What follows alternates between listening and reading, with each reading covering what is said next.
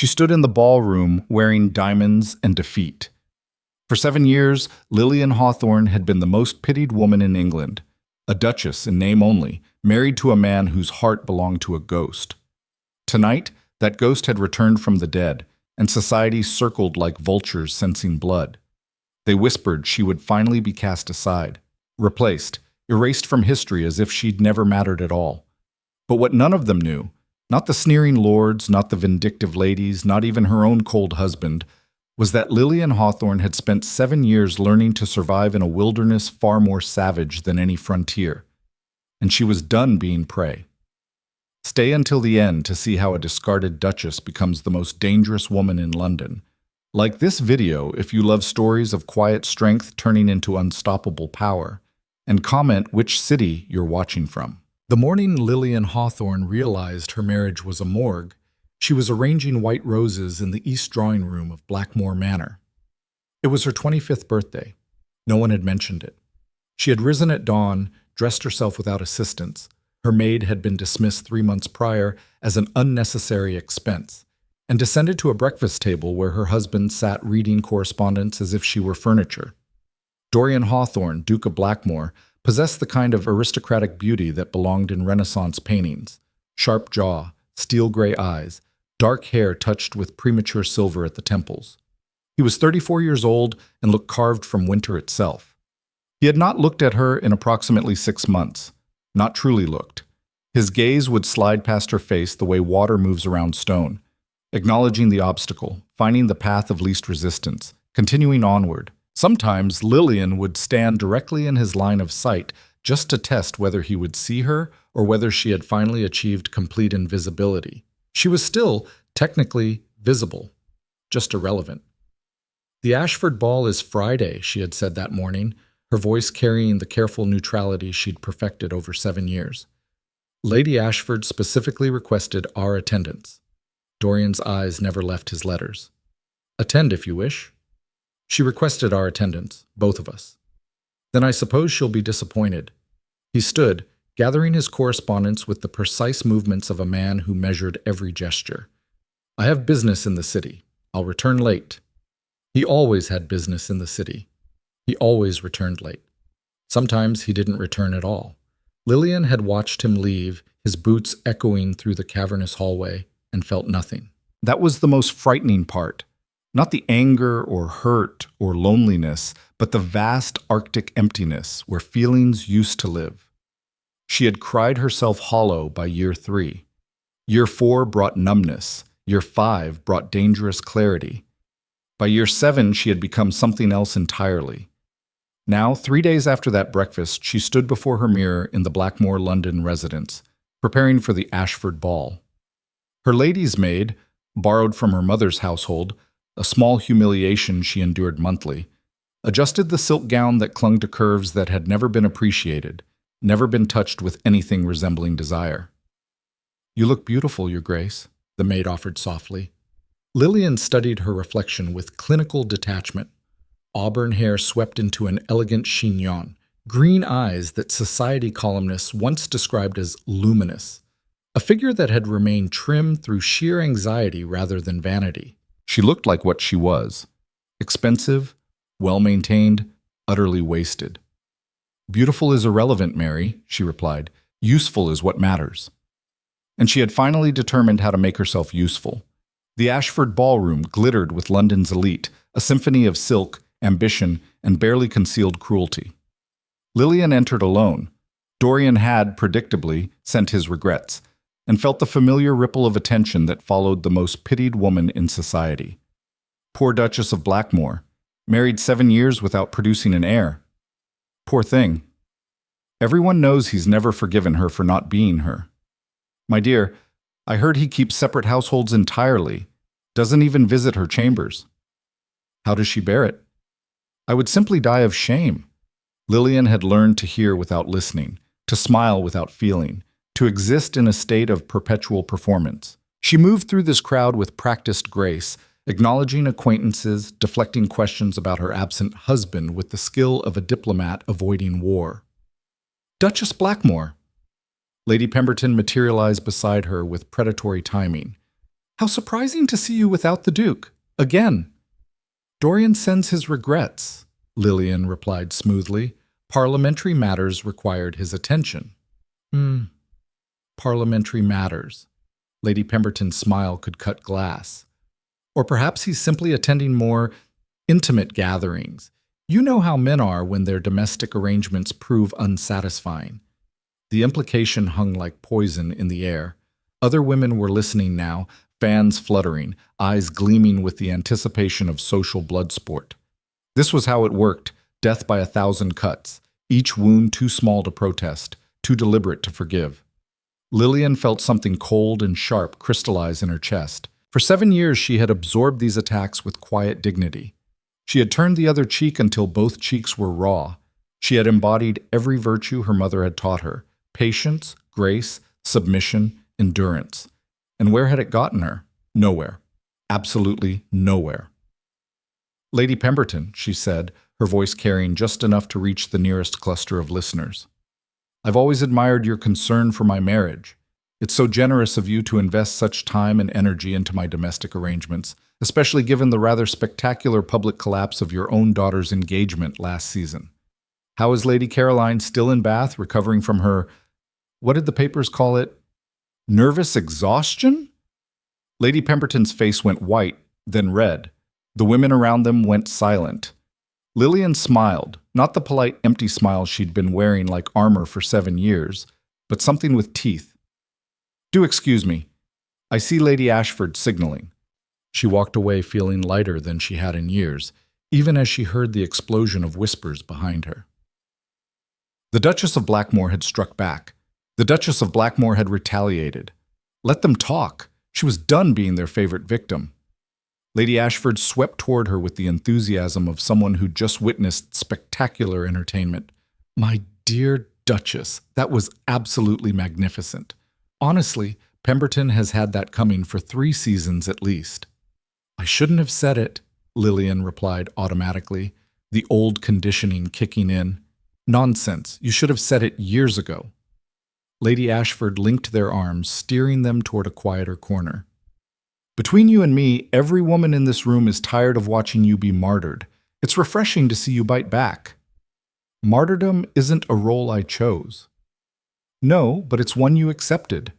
Lady Ashford's expression softened. My dear, I've known you since you were 8. I watched you marry Blackmore with such hope in your eyes. And I've watched that hope die inch by inch while everyone whispered and no one helped. But if you're finally ready to fight for yourself, I don't know what I'm ready for, Lillian admitted quietly. I only know I can't continue as I have been. Then don't. Lady Ashford squeezed her arm. Lillian, you have more power than you realize. You're a duchess. You have your own fortune, your own properties, Your Grace! The voice cut through their conversation like ice through water. Both women turned to find Lord Whitmore, one of Dorian's closest associates, approaching with unusual urgency. Lord Whitmore, Lillian greeted cautiously. Is something wrong? I thought you should know. He glanced around as if checking for listeners. The Duke is here. Lillian's heart performed an involuntary skip. Dorian is here? But he said, he arrived 10 minutes ago. But Your Grace, he's not alone. The ballroom could have been on fire, and Lillian wouldn't have felt it. Everything in her went preternaturally still. What do you mean, not alone? Lord Whitmore looked genuinely pained. He's with Lady Viremont, Celine Viremont. She's back in London. The name hit Lillian like a physical blow. Celine Viremont, the woman who had jilted Dorian at the altar 9 years ago.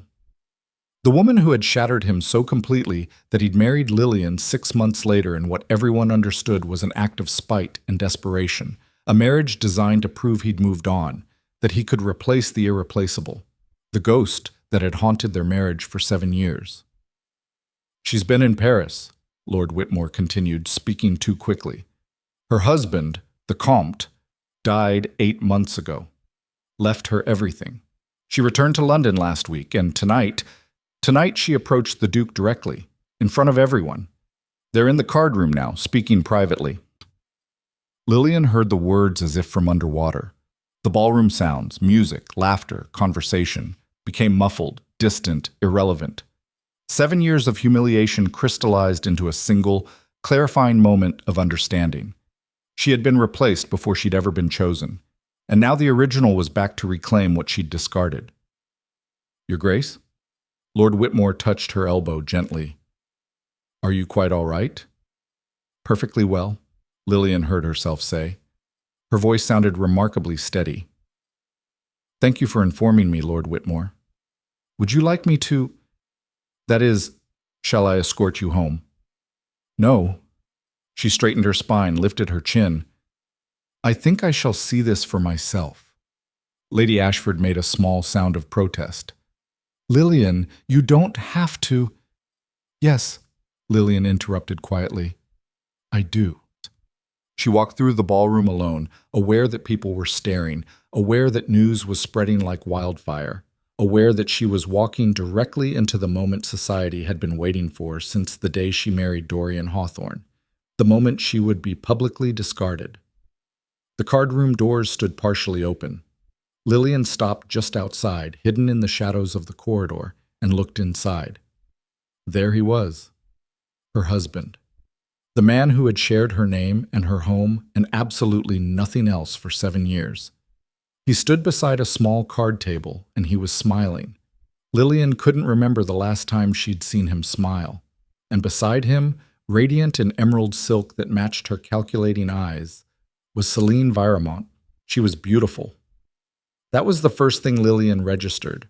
Not pretty or attractive or lovely.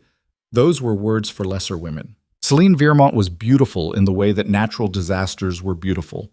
Overwhelming, undeniable, destructive. Dark hair, porcelain skin, a figure that promised pleasure and delivered ruin. And she was touching Dorian's arm. Cannot believe it's truly you, Dorian was saying, his voice carrying that rare warmth Lillian had heard him use with everyone except his wife. When I heard you'd returned, I thought it must be rumor. No rumor. Celine's voice was silk and smoke. I'm quite real, Dorian, and I've thought of you every day I was away. Lillian watched her husband's face transform, soften, open, become almost vulnerable. This was the man she'd married hoping to know. This was the man who existed for everyone except her. You left rather suddenly, Dorian said, and there was the slightest edge to his tone. 9 years ago, the morning of our wedding. I was young and frightened. Celine moved closer, her hand sliding up his arm. I made a terrible mistake. One I've regretted every day since. You married a French comte with a fortune. I married an old man I didn't love because I was a coward. Her eyes glistened with tears that looked almost real. While you married that Thornberry girl. Lillian, wasn't it? Hawthorne, Dorian corrected quietly. Her name is Lillian Hawthorne. She's my wife. Your wife. Celine said it the way one might say your hat or your horse. A possession, easily replaced. And are you happy, Dorian? Have you found what you were looking for in your marriage of convenience? The pause before Dorian answered felt eternal. Happiness is irrelevant, he finally said. I did my duty. Married appropriately. The Thornberry family's debts were resolved, alliances were strengthened, and you've been absolutely miserable, Celine interrupted softly. I can see it in your eyes, darling. You're not happy. You've never been happy. Not since I left. Lillian felt something crack inside her chest. Not her heart, that had broken long ago. Something deeper. Some foundational piece of self-preservation that had been holding her together. She had known. Of course she had known. But hearing it spoken aloud, confirmed by her husband's silence, was different from knowing. It was the difference between suspecting you were drowning and feeling water fill your lungs. What do you want, Celine? Dorian asked, his voice rough. What I should have had 9 years ago. Celine stepped even closer, until there was barely space between them. You. A real marriage. A second chance at what we were always meant to be. I'm already married. Marriages can be unmade, especially marriages that were never truly consummated. Lillian stopped breathing. How did you? Dorian started, then stopped. His expression went cold. Who told you that? Servants talk, Dorian. Society whispers. Everyone knows the Duchess of Blackmore is a duchess in name only. 7 years without an heir? Without ever sharing your bed? Celine's smile was razor sharp. An annulment would be simple, quick, merciful even. Free her to find someone who actually wants her and give yourself what you've always truly wanted. This is insane. This is honest. Celine's hand cupped his face with an intimacy that made Lillian's stomach turn. I made a mistake. I've paid for it with 9 years of regret. Let me fix it. Let me come back to you. Let me be what I should have been all along. Dorian pulled away, but not quickly. Not definitively. I need time. Of course. Celine smiled like she'd already won. But don't take too long, darling. I'm not a patient woman anymore, and neither is society. The scandal is already spreading. Your wife will be the object of pity, or you can end it quickly, cleanly, and move forward with the woman you actually love. She kissed his cheek, a gesture of ownership, of certainty, and swept out of the card room through the opposite door. Lillian stood frozen in the shadows, watching her husband stand alone in the card room, his hand pressed against the spot where Celine had kissed him. He looked tempted. No, worse than tempted. He looked like a man who had just seen an escape route from a prison he'd been trapped in for 7 years. And Lillian was the prison. She didn't remember walking, didn't remember leaving the ball, summoning her carriage, giving instructions to return to Blackmore House. She moved through the motions of departure like a ghost piloting her own body, numb and distant and utterly shattered. The London residence was dark when she arrived. The servants had retired. She climbed the stairs to her chambers, her separate, solitary chambers, and dismissed her borrowed maid with automatic courtesy. Then she sat at her vanity and looked at her reflection. The beautiful Duchess, the pitied wife, the convenient solution to a financial problem, easily discarded now that the original beloved had returned. For 7 years she had endured. For 7 years she had hoped that patience and grace and dignity would eventually earn her husband's respect, if not his love. For 7 years she had played by society's rules, been the perfect duchess, accepted humiliation with quiet strength, and it had earned her nothing. Worse than nothing. It had taught Dorian that she could be treated with indifference and neglect, that she would accept whatever scraps he threw her way, that she was convenient and compliant and ultimately replaceable. She had made herself so small, so accommodating, so easy to overlook that he couldn't even see her as a real person anymore, just an obstacle between him and the woman he actually wanted. Lillian's hands began to shake, then her shoulders, then her entire body convulsed with a fury so long suppressed it emerged as something almost inhuman, a sound between a sob and a scream that she muffled against her own fist, biting down until she tasted blood. When the storm passed, she sat perfectly still, breathing hard, her reflection staring back with wild eyes and ruined cosmetics. No more. The phrase echoed in her mind with absolute clarity. No more patience, no more grace, no more quiet acceptance of a fate she never chose. If Dorian wanted to cast her aside, he could try. But she would not make it easy. She would not go quietly into the darkness while Celine Viremont waltzed back into a life that should have been Lillian's. She had spent 7 years learning to survive in a marriage colder than any winter. She had endured ridicule, pity, loneliness, and public humiliation. She had been stripped of everything except her title and her dignity. And if those were her only weapons, then by God, she would learn to wield them like swords. The mirror reflected a woman transformed, not broken, not defeated, dangerous. Lillian rose from her vanity, her decision made. She would not fight for Dorian's love. That was a battle already lost, perhaps never winnable. But she would fight for her position, her reputation, her future. She would fight to ensure that if she went down on her own terms. And Celine Viremont, beautiful and calculating and certain of her victory, had no idea what kind of enemy she had just made. The 7-year winter was over. The war had just begun. Dawn broke over London with the kind of gray cruelty that matched Lillian's mood perfectly. She had not slept. Instead, She had spent the hours before sunrise doing something she should have done years ago, taking inventory of exactly what power she actually possessed. The results were grimmer than expected, but not hopeless. Her marriage settlement had been generous. Her father, desperate though he was, had still been a skilled negotiator. She had her own income from properties in Cornwall, enough to live independently if necessary. She had her title, which couldn't be stripped without cause. She had her mother's family connections, substantial if largely untapped. And she had something Celine Viermont didn't. 7 years of surviving in a hostile environment had taught her exactly how cruel society could be and exactly how to navigate it. But she needed intelligence, information. She needed to understand her enemy. At precisely 9 o'clock, still dressed in yesterday's gown, Lillian rang for her steward, a capable man named Mr. Davies who had served Blackmore House for 30 years and possessed the kind of institutional knowledge that proved invaluable. "Your Grace!" He entered with his usual efficiency, though his eyes widened slightly at her disheveled appearance. "How may I assist you?" "Mr. Davies, I need information about Lady Celine Viermont. Everything you can discover. Her finances, her properties, her household, her social connections. I need to know where she's staying, who she's associating with, and—" Lillian paused, choosing her words carefully. "Anything unusual about her late husband's death." If Mr. Davies was surprised by this request, he hit it masterfully. "Of course, Your Grace.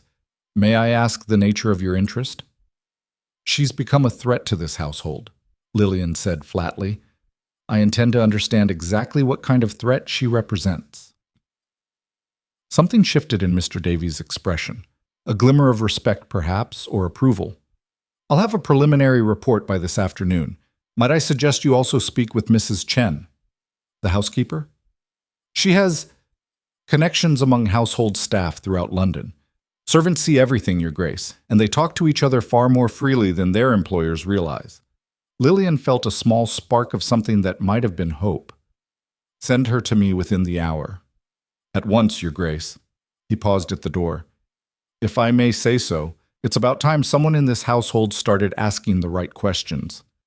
After he left, Lillian finally allowed herself to change clothes, choosing a day dress of deep burgundy that made her look less like a victim and more like a woman preparing for battle. She was arranging her hair when her maid knocked with unusual urgency. "Your Grace, you have a visitor, Lady Catherine Blackmore." Dorian's sister. Lillian's hand stilled on her hairpins. Catherine had married a Scottish earl 2 years ago and rarely came to London. Her arrival now couldn't be coincidence. "Show her to the morning room. I'll be down directly." Catherine Blackmore, now Lady Catherine Sinclair, was pacing the morning room like a caged lioness when Lillian entered. She was a tall woman with her brother's sharp features and none of his coldness, all fire where he was ice. "Lillian." Catherine crossed the room in 3 strides and gripped Lillian's hands with surprising strength. "Tell me you didn't hear it from him.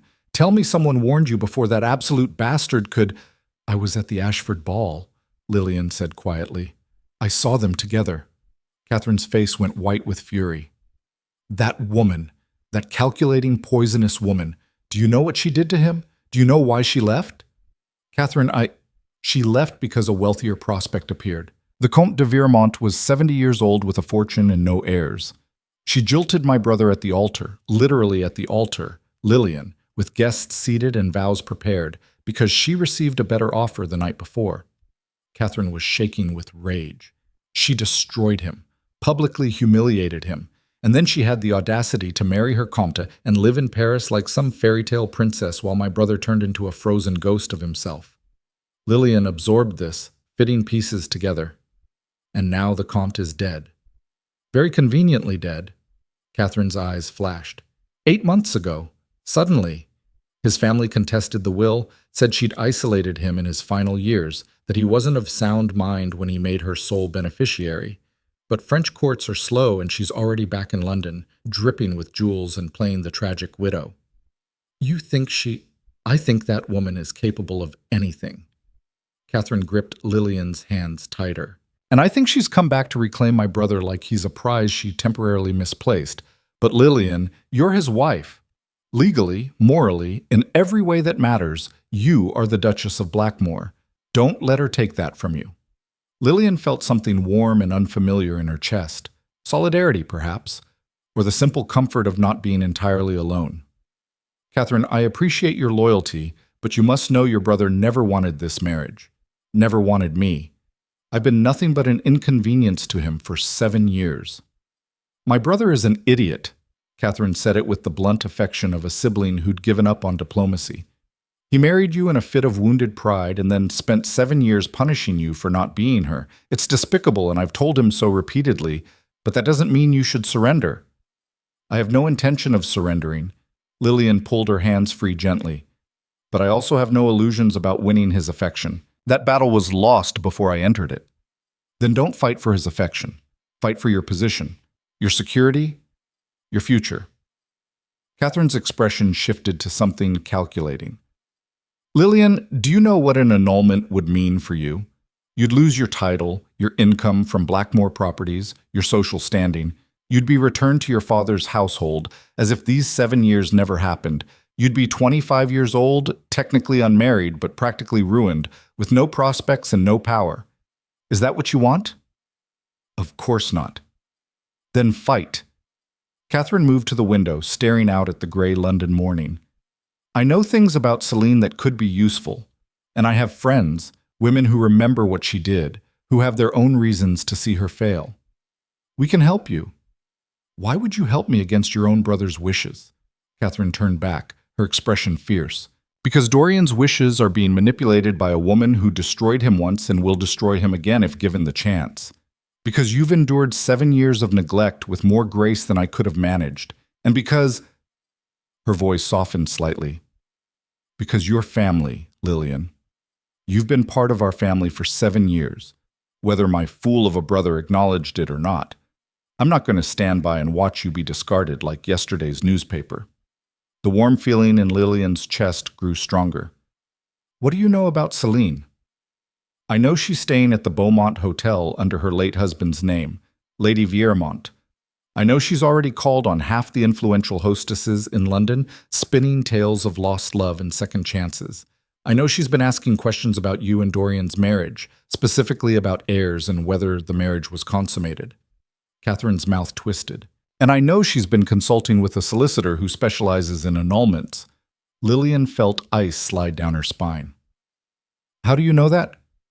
I have my sources. Catherine smiled grimly. My husband may be Scottish, but his family has deep roots in London society. People talk to me, especially when they're concerned about a predator returning to hunt. Before Lillian could respond, Mrs. Chen appeared at the door with a tea tray and an expression that suggested she had information worth far more than refreshments. Your Grace, Lady Catherine, I've brought tea. She set the tray down with deliberate care, then glanced at the door to ensure it was closed. And information, if your Grace is still interested. Please, Lillian said, speak freely. Mrs. Chen folded her hands, her posture proper but her eyes sharp as knives. Lady Viermont arrived in London with minimal household staff, just a lady's maid and a single footman. Unusual for someone of her supposed wealth. The maid, a French girl named Margot, has been asking questions in certain circles. Questions about the Duke's habits, his schedule, his preferred clubs and haunts. Catherine made a disgusted sound. She's hunting him. It appears so, my lady. Mrs. Chen turned to Lillian. But there's more. The footman was overheard at a public house, drinking too much and talking too freely. He mentioned that Lady Viermont's circumstances in Paris were not as comfortable as she presents. The Comte's family has frozen her assets while they contest the will. She's living on credit and borrowed funds. Lillian leaned forward. So she needs money. She needs a wealthy husband, Catherine corrected. And my brother is one of the richest men in England. She's not here for love, Lillian. She's here for survival, and she's desperate enough to be dangerous. There's one more thing, Mrs. Chen said quietly. The Comte's sister has arrived in London, Lady Marie-Thérèse Beaufort. She's staying in Mayfair and has been asking to meet with you, Your Grace. Lillian's pulse quickened. The Comte's sister wants to meet with me? Why? She wouldn't say, only that she has information about Lady Viermont that you need to hear. Catherine stood abruptly. Then we go to her immediately. If the Comte's sister has information about how he died. Catherine, Lillian interrupted carefully. Are you suggesting Celine murdered her husband? I'm suggesting a healthy 70-year-old man doesn't suddenly die right before making his young wife sole beneficiary unless someone helped the process along. Catherine's expression was grim. And I'm suggesting we find out exactly what Lady Marie-Thérèse knows before Celine can work her claws any deeper into my brother. 2 hours later, Lillian found herself in an elegant Mayfair drawing room, seated across from a woman whose grief was written in every line of her face. Lady Marie-Thérèse Beaufort was perhaps 50, dressed in deep mourning, with intelligent eyes that assessed Lillian with desperate hope. Duchess Blackmore, she said in accented English. Thank you for coming. I was not certain you would. Lady Catherine suggested your information might be important, Lillian replied carefully. I'm sorry for your loss. My brother was murdered. Marie-Thérèse said it flatly, without preamble. By that woman he married, and now she has come to your country to find her next victim. The room went silent. Catherine leaned forward, her expression fierce with vindication. Lillian felt her heart hammering against her ribs. That's a serious accusation, Lillian said quietly. Do you have proof? I have my brother's diary. Marie-Thérèse pulled a leather-bound journal from beside her chair, handling it like a sacred object. He kept detailed records. His health was excellent until 6 months before his death. Then he began experiencing symptoms: fatigue, confusion, stomach pains. His physician attributed it to age, but the symptoms grew worse whenever Celine prepared his meals or drinks personally. She opened the journal, her hands shaking slightly. 3 months before his death, my brother changed his will to make Celine sole beneficiary. I was there when he signed it. He seemed distant, confused, not himself. I tried to contest it, said he wasn't of sound mind, but the solicitor insisted everything was legal. Did you have him examined? Catherine asked. I tried. Celine forbade it, said I was interfering, that I was jealous of her inheritance. She isolated him from friends, from family. By the end, only she and her maid had access to him. Marie-Thérèse's voice broke. He died alone, while she was conveniently in Paris shopping. The physician ruled it heart failure, natural causes. But I know my brother, I know what I saw. Lillian felt cold certainty settling into her bones. Why come to me? Because I have been watching her since she arrived in London. I have been following her, learning her patterns. Marie-Thérèse's eyes locked with Lillian's. And she is studying your husband exactly the way she studied my brother before she married him, learning his habits, his vulnerabilities, his routines. She is planning something, Duchess, and I will not let another family suffer what mine has suffered. You can't prove any of this, Lillian said, though her mind was racing. Without proof, it's just suspicion and grief. Then we find proof. Catherine stood, pacing with barely contained energy. Lillian, think about it. Celine is desperate. She needs money, and she needs it quickly. An annulment takes time she doesn't have. But if something were to happen to you, don't! Lillian's voice cracked like a whip. Don't even speak that thought aloud. I'm not suggesting she'd be so bold, Catherine backtracked quickly. But she might try to force you out through scandal, through social pressure, through making your life so unbearable that you leave voluntarily. Marie-Thérèse was watching Lillian with an intensity that bordered on pleading. I cannot prove what happened to my brother, but I can give you his diary, let you see the pattern, and I can warn you, that woman is not what she appears. She is charming and beautiful and utterly ruthless. She will take everything you have and feel no remorse. Lillian took the journal with trembling hands. The leather was worn, the pages filled with careful French script. She couldn't read most of it, but the dates were clear, the progression from health to sickness, the notations about meals prepared by Celine, drinks mixed by her hand. The growing confusion in the handwriting itself becoming shakier, more uncertain as the months progressed. It wasn't proof, not legal proof, but it was a pattern, a roadmap of how a predator operated. And Celine was now circling Dorian with the same calculated patience. What do you want from me? Lillian asked Marie-Thérèse quietly. Help me expose her. The French woman's voice was fierce with grief and determination. "Help me prove what she did, and in doing so protect your own husband from becoming her next victim." Catherine touched Lillian's shoulder. "You don't have to decide now, but keep the diary. Study it. Understand what we're dealing with." Lillian stood, the journal clutched against her chest like armor. "Thank you, Lady Marie-Thérèse, for trusting me with this, for warning me. I failed my brother." Marie-Thérèse's eyes glistened with unshed tears. "I will not fail another family. Please, Duchess, be careful. Be vigilant. That woman is far more dangerous than she appears." The carriage ride back to Blackmore House was silent, both women lost in their own thoughts. Finally, Catherine spoke. "What will you do?" "I don't know yet." Lillian stared at the journal in her lap. "But I know I can't simply wait for Celine to make her next move. That's what prey does. And I'm done being prey." "Good." Catherine's smile was sharp. "Because you're not alone in this anymore. Whatever you need, information, allies, resources, you have them. We fight together." They arrived at Blackmore House to find Dorian's carriage already in the drive.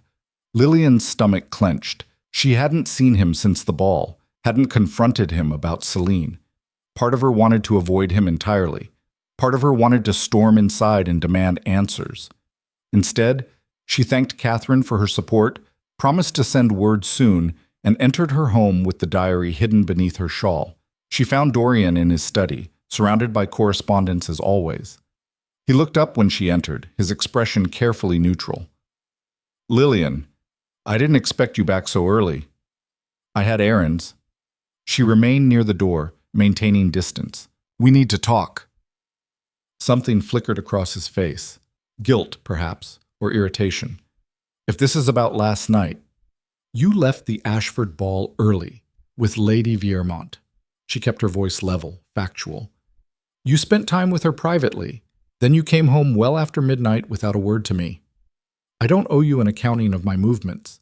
The casual cruelty of it hit like a slap.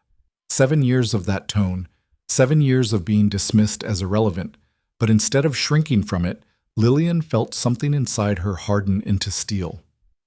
"No," she agreed quietly. "You don't owe me anything. You never have. Our marriage has been a convenient fiction for 7 years, but if you're planning to end it, I deserve the courtesy of knowing before society does." Dorian set down his pen, his expression unreadable. "Who said anything about ending it?" "Celine did, quite publicly, from what I understand. She suggested an annulment, on the grounds that our marriage was never consummated." His face went carefully blank. "You were listening." Half of London was listening. She wasn't particularly discreet. Lillian moved further into the room, refusing to be intimidated by his coldness. "So I'm asking directly, are you planning to set me aside?" The silence stretched between them like a chasm. Dorian stood, moving to the window with his back to her, a deliberate dismissal of her presence. "I haven't decided." The words hung in the air, brutal in their honesty. "I see." Lillian's voice remained steady through sheer force of will. "And am I to simply wait while you decide whether to destroy my life? Am I to smile and curtsy while you parade your first love through London society, making a mockery of our marriage? Don't be dramatic." "Dramatic?" She felt fury rising, hot and liberating. "Dorian, you abandoned me at a ball to take private counsel with the woman who jilted you at the altar. You're openly discussing annulment. Society is already whispering that I'm about to be cast aside, but apparently acknowledging any of this is dramatic." He turned then, and his expression was colder than she'd ever seen it. "What exactly do you want from me, Lillian? Apologies for not loving you, for marrying you for reasons that had nothing to do with affection? You knew what this marriage was when you accepted it." "I was 18 years old," she shot back. "My family was bankrupt. I was given a choice between marrying you or watching my father lose everything. I didn't know what I was agreeing to because you never told me. You never warned me that I'd be married to a ghost, competing with a memory I could never replace." "Then perhaps we should end it." The words came out harsh, final. "Perhaps Celine is right, and we should both be free to find what we actually want." Lillian felt the ground shift beneath her feet. This was it. The moment she'd been dreading for 7 years finally arriving, she could surrender, accept defeat, walk away with what dignity remained, or she could fight.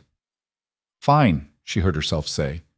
Pursue your annulment, reclaim your lost love. But know this, Dorian, I will not make it easy. I will contest every step. I will ensure every detail of our marriage, every humiliation you've subjected me to, every public slight, every year of neglect, becomes part of the legal record. If you want to be free of me, you'll do it in full view of society, with all your cruelty exposed. His eyes widened slightly, surprised perhaps that his quiet Duchess had teeth after all. And one more thing, she continued, her voice dropping to something dangerous. Your precious Celine is not what you think she is. I suggest you investigate exactly how her late husband died before you bind yourself to her. She left before he could respond, climbing the stairs to her chambers with the Comte's diary burning against her skin like evidence of her own transformation. The 7-year prey had finally become a predator herself, and she had no intention of losing this war. She locked the door behind her and pressed her back against it, breathing hard, the Comte's diary still clutched in her hands. Her entire body shook with the aftermath of confrontation. Not fear, but something fiercer. Exhilaration, perhaps. Or the wild energy of a woman who had finally stopped retreating. The diary felt heavier now, weighted with possibility and danger. Lillian moved to her desk and lit every candle, flooding the room with light. Then she sat and began to read. The French was difficult. Her education had included the language but not fluency, yet certain words repeated often enough to paint a picture. Fatigue, douleur, confusion, Celine, and most chillingly, in the Comte's increasingly shaky handwriting, Je ne me sens pas moi-même. Elle est toujours là, toujours. I don't feel like myself. She is always there, always. Lillian flipped through the pages, noting the dates. 6 months of declining health, each entry shorter and less coherent than the last. Then nothing. Just blank pages where a man's life should have continued. She was so absorbed in the diary that she didn't hear the knock until it came a second time, sharp and insistent. Your Grace? Mrs. Chen's voice carried urgency. Mr. Davies has returned with his report. He says it's important. Lillian opened the door to find both servants waiting, their faces grave with the weight of whatever they'd discovered. She gestured them inside and closed the door again, creating a small circle of conspiracy in her own chambers. Tell me everything, she said. Mr. Davies pulled out a sheaf of papers covered in his precise handwriting. Lady Viremont's finances are a disaster. The Comte's family has successfully frozen most of her inheritance pending investigation. She's living on credit extended by various merchants who believe she's still wealthy. She has perhaps 3 months before her debts become public knowledge, and her creditors demand payment. So she's desperate, Lillian murmured. Critically desperate, Your Grace, which makes her dangerous. He consulted his notes. She's also been making inquiries about the Duke's business affairs, his investments, his properties, his income. She's been asking questions about your marriage settlement as well. Mrs. Chen stepped forward. And there's something else. The maid, Margot, was seen leaving the Blackmore physician's office yesterday. Dr. Thornsby, the one who attends to the Duke's health. Lillian's blood went cold. Why would Celine's maid be visiting our family physician? I don't know, Your Grace. But Dr. Thornsby looked disturbed when she left. Worried, even. The pieces were assembling into a picture that made Lillian's skin crawl. A woman desperate for money. A pattern of suspicious death.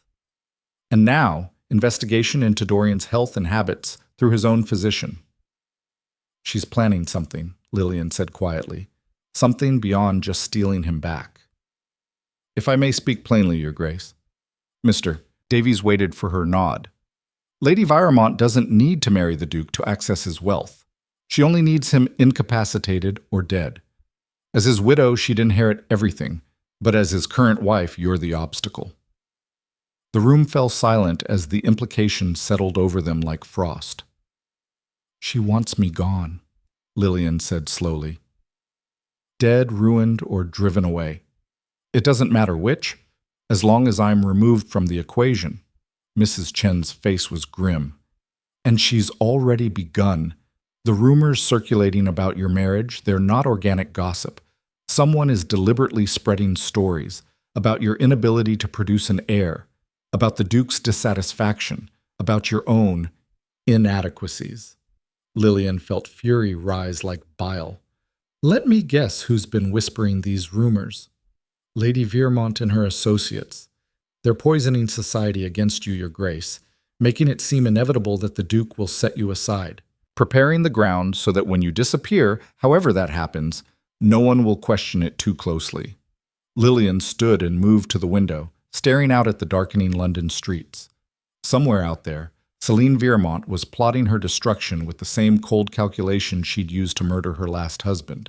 And Dorian, blinded by old love and wounded pride, was walking straight into the trap. "We need proof," she said finally. "Real proof.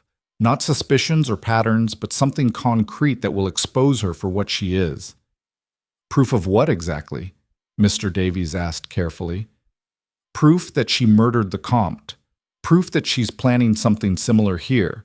Proof that will force Dorian to see her as she really is, not the lost love who broke his heart, but a predator who's come back to destroy him." Mrs. Chen and Mr. Davies exchanged glances.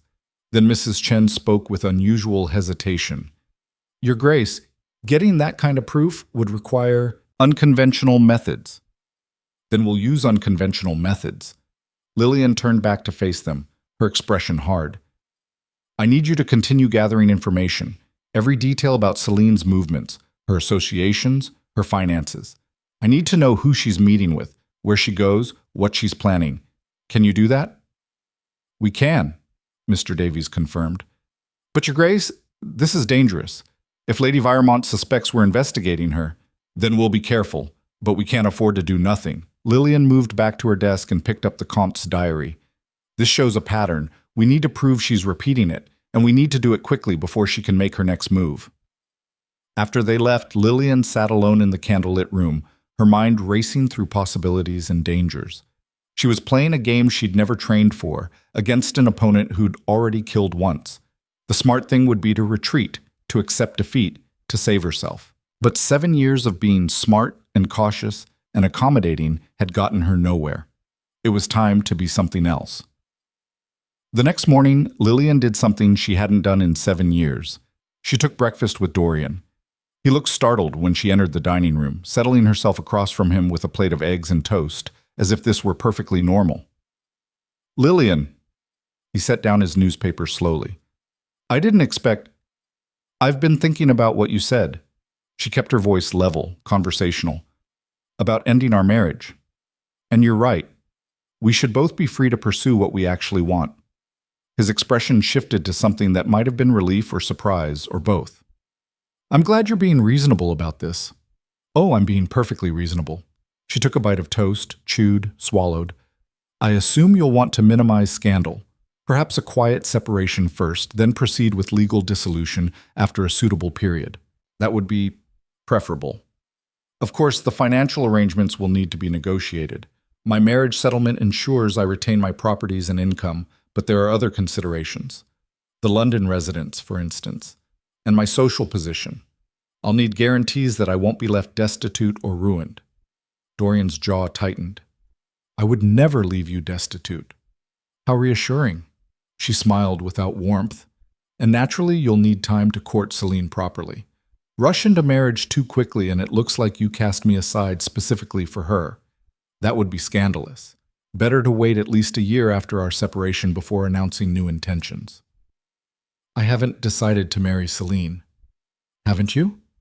Lillian tilted her head, studying him. "Dorian, she left you at the altar 9 years ago, and you've been frozen ever since. She returns and suddenly our marriage is unbearable. You're not subtle." He stood abruptly, his chair scraping against the floor. "You don't understand." "I understand perfectly. She's your great love, your unfinished story, the woman you actually wanted." Lillian stood as well, meeting his gaze directly. "What I don't understand is why you're so eager to trust her again after what she did." "That's none of your concern." "It is when she's about to become my successor." Lillian moved around the table, closing the distance between them. "Tell me, have you asked her why she really came back? Why now, specifically?" She told me. She realized her mistake. Her mistake in leaving a moderately wealthy duke for an extremely wealthy comte? Lillian watched his face carefully. Dorian, she's bankrupt. The comte's family has frozen her inheritance. She needs money desperately, and you're the wealthiest unmarried prospect in London. Well, you will be once you dispose of me. That's a cruel accusation. It's a fact. Have Mr. Davies investigate if you don't believe me. Or better yet, ask her directly about her finances. See if she's honest with you. Lillian paused, then delivered her calculated blow. Ask her how the comte died. Ask her why his sister has come to London specifically to investigate his death. Dorian's expression flickered, doubt perhaps, or unwanted curiosity. What are you talking about? Lady Marie-Therese Beaufort, the comte's sister. She's staying in Mayfair, and she's convinced Celine murdered her brother. Lillian pulled the diary from her pocket where she'd kept it like a talisman. This is his journal. 6 months of declining health while under Celine's exclusive care. Read it yourself if you don't believe me. She pressed it into his hands and walked away, leaving him standing in the dining room holding evidence of the truth he didn't want to face. She had planted the seed. Now she needed to water it. That afternoon, Lillian did something else unprecedented. She called on the most influential gossip in London society. Lady Rothmore was 70 years old, sharper than a blade, and commanded more social power than half the peerage combined. If you wanted a rumor spread or crushed, she was the one to see. Duchess Blackmore. Lady Rothmore received her in a drawing room that smelled of lavender and secrets. How unexpected. We haven't spoken since your wedding, I believe. Not since, Lillian agreed. I've been occupied. Occupied being humiliated, you mean? Sit, child. Tell me why you're here. The bluntness was oddly refreshing. Lillian sat and folded her hands in her lap. I need your help. Obviously, the question is why I should give it. Lady Rothmore's eyes were sharp as cut glass. You've spent 7 years being the perfect victim. Why fight back now? Because the alternative is watching myself be destroyed by a woman who's already murdered once and will likely do so again if not stopped. That got Lady Rothmore's attention. She leaned forward, interest sparking. Explain. Lillian explained. All of it. The comte's suspicious death, Marie-Therese's accusations, the diary, Celine's desperate finances, the rumors being deliberately spread. She laid out the pattern and watched Lady Rothmore's expression shift from skepticism to calculation to grim satisfaction. You're saying Celine Viermont poisoned her husband for his inheritance and now she's back to claim your husband, or his fortune, by any means necessary? Yes. And you have proof? Not legal proof. Not yet. But I have enough to raise serious questions. Lillian met the old woman's gaze steadily. I need society to start asking those questions before Celine can consolidate her position. I need doubt planted, rumors started, attention drawn to her past before she can bury it. Lady Rothmore sat back, a slow smile spreading across her face. You've grown teeth, Duchess. I approve. But why should I risk my reputation on what might be nothing more than a jealous wife's suspicions? Because if I'm right and you help expose her, you'll be the woman who saved one of England's great families from a murderous fortune hunter. And if I'm wrong, which I'm not, you can say you were simply asking reasonable questions about a woman with a suspicious past. And what do you want from me specifically? Start talking. Casually mention the comte's sudden death. Wonder aloud about the family's investigation. Ask innocent questions about why Celine left England 9 years ago and why she's returned now, particularly. Make people remember that she's not some tragic romantic heroine. She's a woman who jilted a duke at the altar for money and whose husband died under questionable circumstances. Lady Rothmore tapped her fingers on the arm of her chair, thinking. It's dangerous. If Celine realizes she's being targeted, then she'll make mistakes. Desperate people always do. Lillian leaned forward. Lady Rothmore, I'm asking for your help because you're powerful enough to do this without being challenged. If I spread these rumors, they'll be dismissed as jealousy. If you spread them, they'll be taken seriously. Flattery and truth, effective combination. The old woman studied Lillian with new appreciation. Very well, I'll start asking questions, but Duchess, understand this. Once I begin, there's no stopping it. Society will turn on Celine like wolves on wounded prey. Are you prepared for how vicious this will become?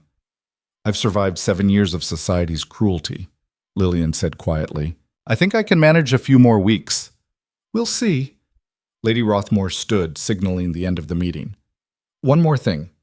Your husband. Has he chosen her yet, or is there still hope of bringing him to his senses? I don't know, Lillian admitted. But I'm not fighting for his love anymore. I'm fighting for my survival. If he can't see Celine for what she is, then he deserves what he gets. But I won't go down quietly to make his reunion easier. Lady Rothmore laughed, a sharp crack of sound. Good. Give them hell, Duchess. It's about time someone did. 2 days later, the first cracks appeared in Celine's perfect facade. It started at a garden party where Lady Rothmore casually mentioned the Comte's death to a cluster of influential matrons. Just a passing comment about how sudden it had been, how unexpected. Wasn't it strange that a healthy man of 70 should decline so rapidly? And wasn't it interesting that his family was investigating? By evening, the questions had spread through London society like fire through dry kindling. By the next morning, Celine's social calendar began to thin. Invitations were quietly withdrawn. Hostesses suddenly remembered prior engagements. The whispers that had been favorable, poor Celine, such a tragic widow, such a romantic return, began to shift tone. Did you hear the Comte's sister has questions about his death? I heard Celine isolated him completely in his final months. 70 years old and in perfect health, then suddenly dead. Convenient, isn't it? Lillian watched the tide turn from her position on the periphery of society and felt no satisfaction, only cold determination. This wasn't enough. Celine was wounded but not defeated. She'd retreat, regroup, come back harder and more dangerous. The confirmation came 3 days later when Mrs. Chen arrived at Lillian's chambers with a face like death. Your Grace, there's been an incident at Thornsby's office. Lillian's heart stopped. What kind of incident? Dr. Thornsby was found unconscious in his office this morning. Someone attacked him. He's alive, but badly injured and unable to speak yet. Mrs. Chen's hands twisted together. Your Grace, his files were ransacked, medical records stolen, including the Duke's. The world tilted sideways. Lillian gripped the edge of her desk to steady herself. Celine, we can't prove it. But the maid, Margot, was seen near Thornsby's office yesterday evening, and this morning she's disappeared, left Lady Veermont's service without notice. She's covering her tracks. Lillian's mind raced through implications. She needed information about Dorian's health, his vulnerabilities. She sent her maid to get it, and when Thornsby wouldn't cooperate, or maybe saw something he shouldn't, she had him attack to silence him and steal what she needed. That's my assessment as well, Your Grace. Mrs. Chen looked frightened, a rare expression on her usually composed face. But it means she's escalating. She's willing to use violence to hurt people who stand in her way. Lillian felt ice crystallize in her veins. Not fear, something colder and harder. We need to move faster, before she has time to use whatever information she stole. What do you want us to do?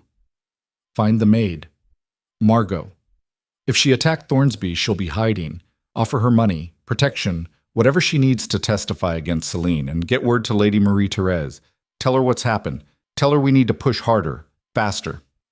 After Mrs. Chen left, Lillian stood alone in her room, her heart pounding with something between terror and exhilaration. Celine had made a mistake. Violence was sloppy, desperate. It showed she was feeling cornered. Good. Cornered animals were dangerous, but they were also predictable. That evening, Lillian received a note delivered by private messenger. The handwriting was unfamiliar, but the message was clear. Your meddling has been noted. Withdraw your accusations or face consequences. You have 48 hours. It was unsigned, but Lillian knew exactly who had sent it. She burned the note in her fireplace and watched the paper curl and blacken, feeling something fierce and unbreakable solidify in her chest. Celine had just made her biggest mistake yet. She'd threatened the wrong woman. The next day, Lillian did something she'd never done before. She requested a meeting with Dorian in his study, and when he tried to dismiss her, she locked the door and refused to leave. We need to talk, she said. And this time, you're going to listen. He stood behind his desk like it was a barricade. Lillian, I don't have time for... Dr. Thornsby was attacked 2 days ago. His office was ransacked and your medical records were stolen. She watched his face go pale. And before you ask, yes, Celine's maid was seen near his office that evening. The same maid who's now disappeared. That's impossible. Celine would never... Celine murdered her last husband. Lillian pulled out the Comte's diary again, slamming it onto his desk. I had this translated. Read it. Every page. See the pattern. 6 months of a healthy man declining into confusion and pain while under her exclusive care. Then death. Then a contested will that made her wealthy. You're making assumptions based on evidence. Her voice rose, sharp with fury. On pattern, on motive, on opportunity. Dorian, she's desperate. Her inheritance is frozen. She's drowning in debt. She came back to England not because she loves you, but because she needs you. Or more specifically, she needs your fortune. And I'm the only thing standing between her and access to it.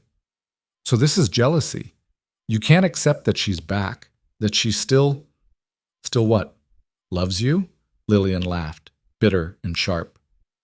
She doesn't love you, Dorian. She never did. She left you for money 9 years ago, and she's back for money now. The only difference is she's more desperate this time. Desperate enough to kill. He stared at her, something shifting behind his eyes. Doubt, maybe. Or the first crack in his certainty. Even if what you're saying is true, and I'm not conceding that it is, what exactly do you want me to do? End it.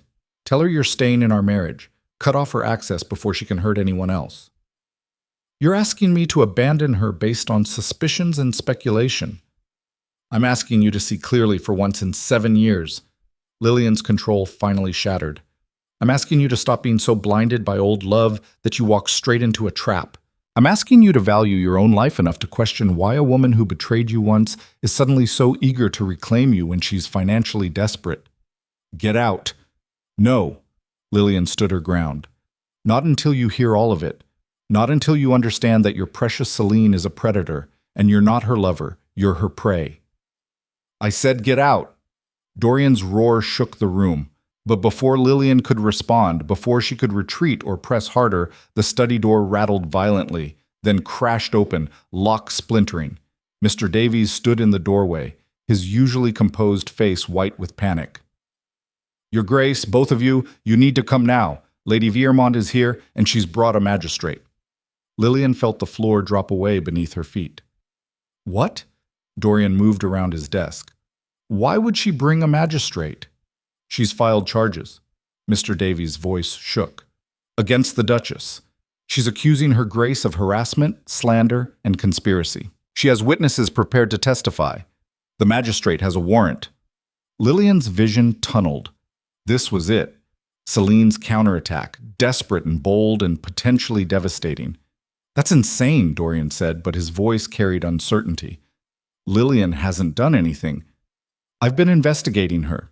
Lillian's voice came out steady despite the terror flooding her system.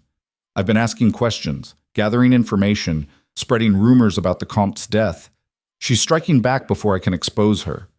Dorian turned to her, his expression a war between doubt and something that might have been realization.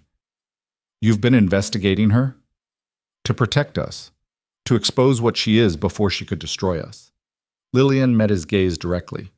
And now she's trying to destroy me first. Footsteps echoed in the hallway.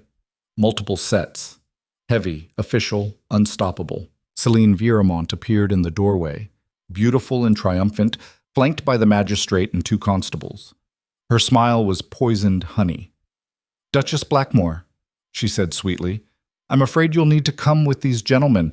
There are some very serious accusations that require answering. Lillian looked at Dorian, seeing the confusion and conflict warring in his face. He could stop this. One word from him and the magistrate would hesitate, would question, would give her time. But he said nothing.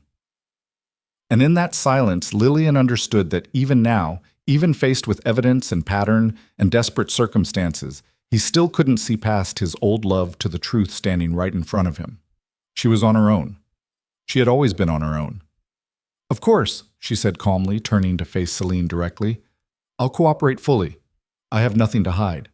Celine's smile widened. How gracious. Though I'm afraid your cooperation may not be enough. The evidence against you is quite damning. What evidence?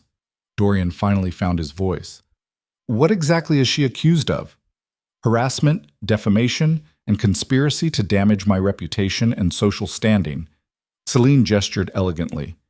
The Duchess has been spreading vicious rumors about me, accusing me of murdering my late husband, attempting to turn society against me. All because she's jealous of our renewed friendship, Dorian. Is this true? Dorian looked at Lillian. She could have lied, could have denied everything, but she was done with pretending. Yes, she said clearly. Every word. Because it's all true. She did murder the Comte. She is after your fortune. And she will destroy anyone who threatens to expose her. The magistrate stepped forward. Your Grace, I must ask you to come peacefully. Lillian looked at each person in turn. The magistrate, uncomfortable but determined. The constables, just doing their duty. Celine, victorious and venomous. And finally Dorian, frozen between two women and choosing, as always, wrong. I'll come peacefully, she said. But this isn't over, not by any measure. As the constables moved to escort her out, Lillian locked eyes with Celine and saw, beneath the triumph, a flash of genuine fear. The predator had won this round. But she knew, they both knew, that the war was far from finished. They took her to a small holding room in the magistrate's office. Not a cell, but close enough.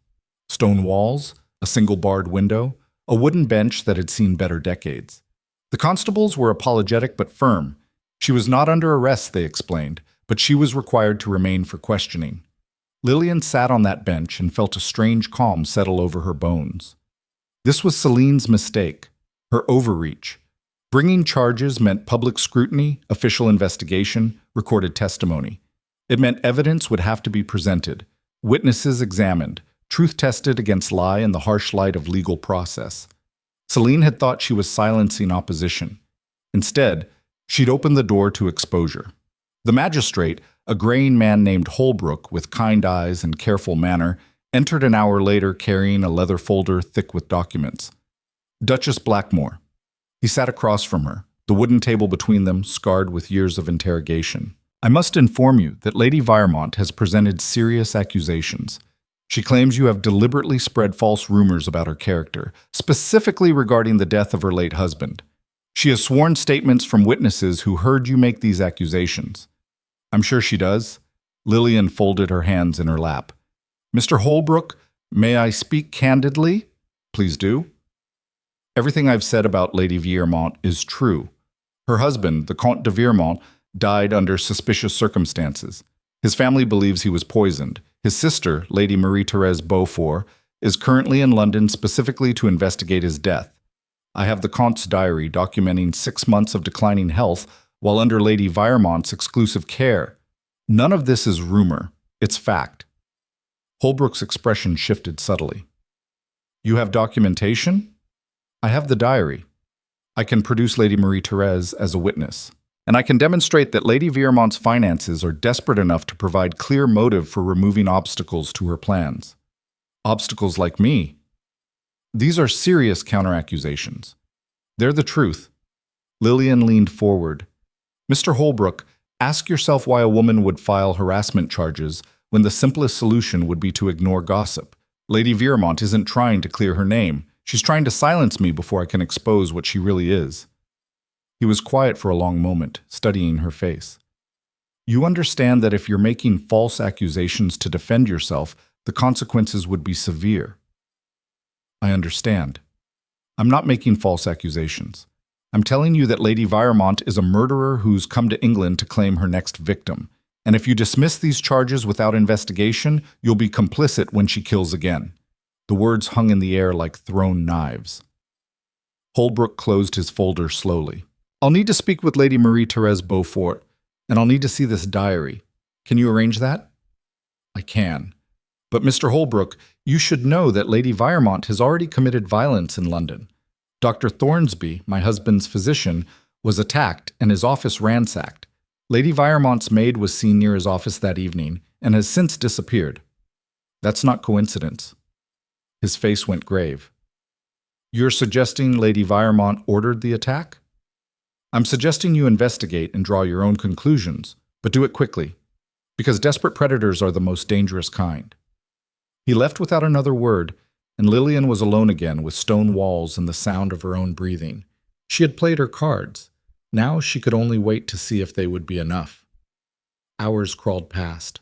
Light through the barred window shifted from afternoon gold to evening gray. No one came. No food, no water, no information. Just silence and uncertainty and the growing fear that perhaps Selini's influence reached further than Lillian had anticipated. Then, as darkness settled fully outside, the door opened. Not Holbrook, not the constables. Dorian. He stood in the doorway looking haggard, his usually perfect appearance disheveled. His cravat hung loose, his hair disordered as if he'd been running his hands through it repeatedly. His eyes found hers and held, filled with something she couldn't quite read. "You shouldn't be here," she said quietly. "I know." He came in anyway, closing the door behind him. "They said you'd be released in the morning, that Holbrook needed time to verify your claims." "So he told you?" "He told me everything."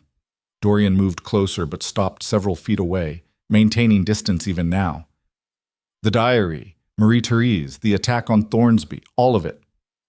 "And?" Lillian kept her voice carefully neutral. "Do you believe it?" "I don't know what to believe."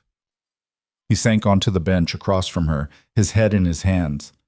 7 hours ago, I was certain you were jealous, vindictive, lashing out because Celine returned. Now Holbrook is telling me you might have saved my life. "I wasn't trying to save your life," Lillian said bluntly. "I was trying to save my own. You were just collateral benefit." He flinched at that but didn't argue. "I read the diary. The French was rough, but I understood enough. Lillian, if what Marie-Therese believes is true, it is true. Then I've been blind. Catastrophically, dangerously blind." His voice cracked slightly. "And I nearly let her destroy you because I couldn't see past my own wounded pride." Lillian felt something twist in her chest. Not forgiveness, not yet, but perhaps the beginning of understanding. "You loved her. Love makes people blind." "I didn't love her. Not really. I loved the idea of her. The dream of what we could have been." He looked up, his eyes red-rimmed. "But Lillian, I've treated you abominably. 7 years of neglect, of cruelty, of making you pay for not being someone else. And even when you were trying to protect us both, I couldn't see it. I couldn't see you." "No," she agreed quietly. "You couldn't. Can you forgive me?" The question hung between them, loaded with 7 years of pain and loneliness and silent suffering. Lillian looked at her husband, this stranger she'd been married to for so long, and felt nothing resembling forgiveness, only exhaustion and a grim sort of clarity. "I don't know," she said honestly. "Ask me again when this is over. When Celine is exposed and we're both still alive. Then maybe we can discuss forgiveness." He nodded slowly, accepting the answer he deserved. "What do you need from me?" "I need you to be smart. Stay away from Celine. Don't trust anything she says or does. She's cornered now, which makes her exponentially more dangerous." Lillian stood, moving to the barred window. "And I need you to trust me, actually trust me. Can you do that?" "Yes." The answer came immediately, firmly. "I should have trusted you all along."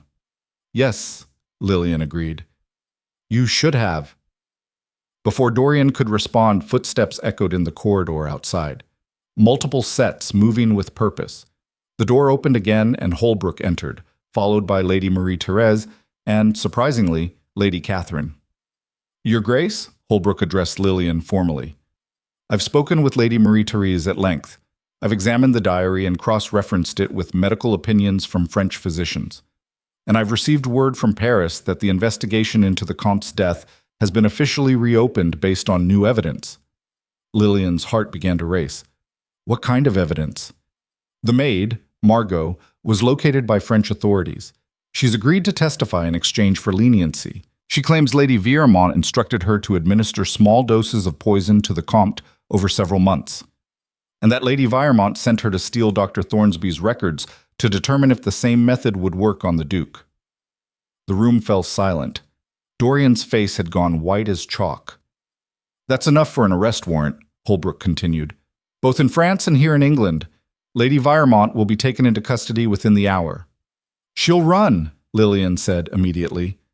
"The moment she suspects we have Margot's testimony, she'll flee."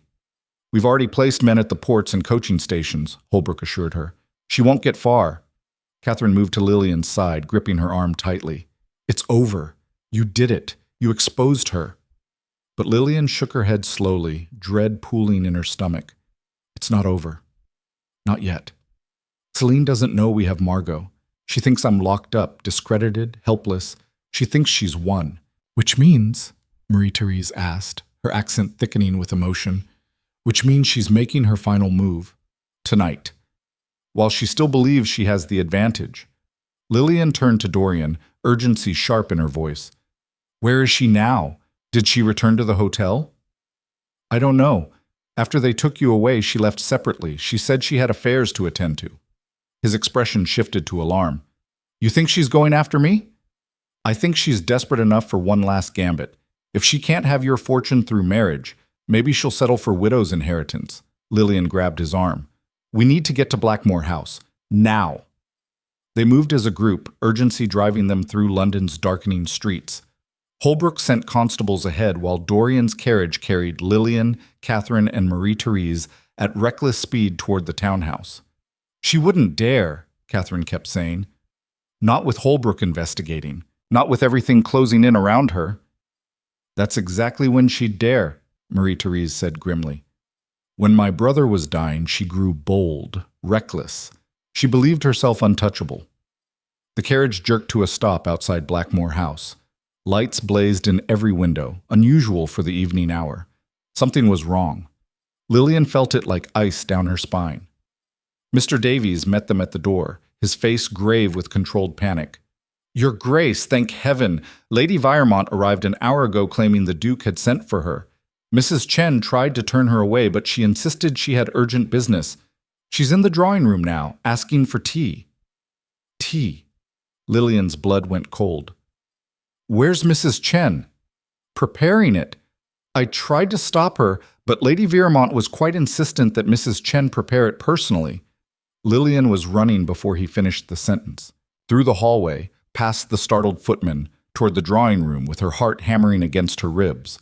Behind her she heard Dorian and the others following, but she couldn't wait, couldn't slow down, because she understood exactly what Celine was planning. One last desperate gambit. Poison the household. Blame it on tainted tea. Create chaos and death and slip away in the confusion. The drawing room doors stood open. Celine sat on the sofa in a gown of midnight blue, looking serene and beautiful and utterly composed. On the table before her, a tea service gleamed in the candlelight, 2 cups already poured.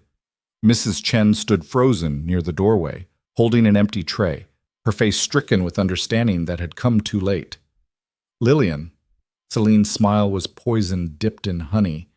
"How surprising. I heard you were detained. Charges of harassment, wasn't it? How unfortunate." "Step away from the tea," Lillian said, her voice cutting through the room like a blade. Celine's smile widened. "Whatever do you mean? I'm simply waiting for the Duke. He should be here any moment. We have so much to discuss." "I'm here." Dorian appeared behind Lillian, flanked by Holbrook and the constables. "And you're not discussing anything. You're under arrest." For the first time, Celine's composure cracked.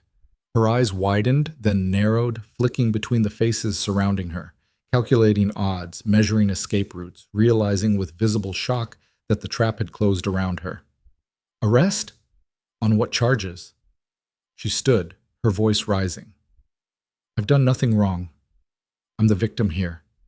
This woman," she pointed at Lillian, "has been slandering me, harassing me, spreading vicious lies. Your maid has confessed," Holbrook said flatly, "to poisoning the Comte de Viremont under your direction, and to stealing medical records from Dr. Thornsby on your orders. You're being charged with murder, conspiracy to commit murder, and assault." Celine's face went from shock to fury to something cold and calculating. Her hand moved almost casually toward the tea service, fingers closing around one of the cups. "I wouldn't," Lillian said softly. The house is surrounded. There's no escape. Don't make this worse." "Worse?" Celine's laugh was brittle, jagged.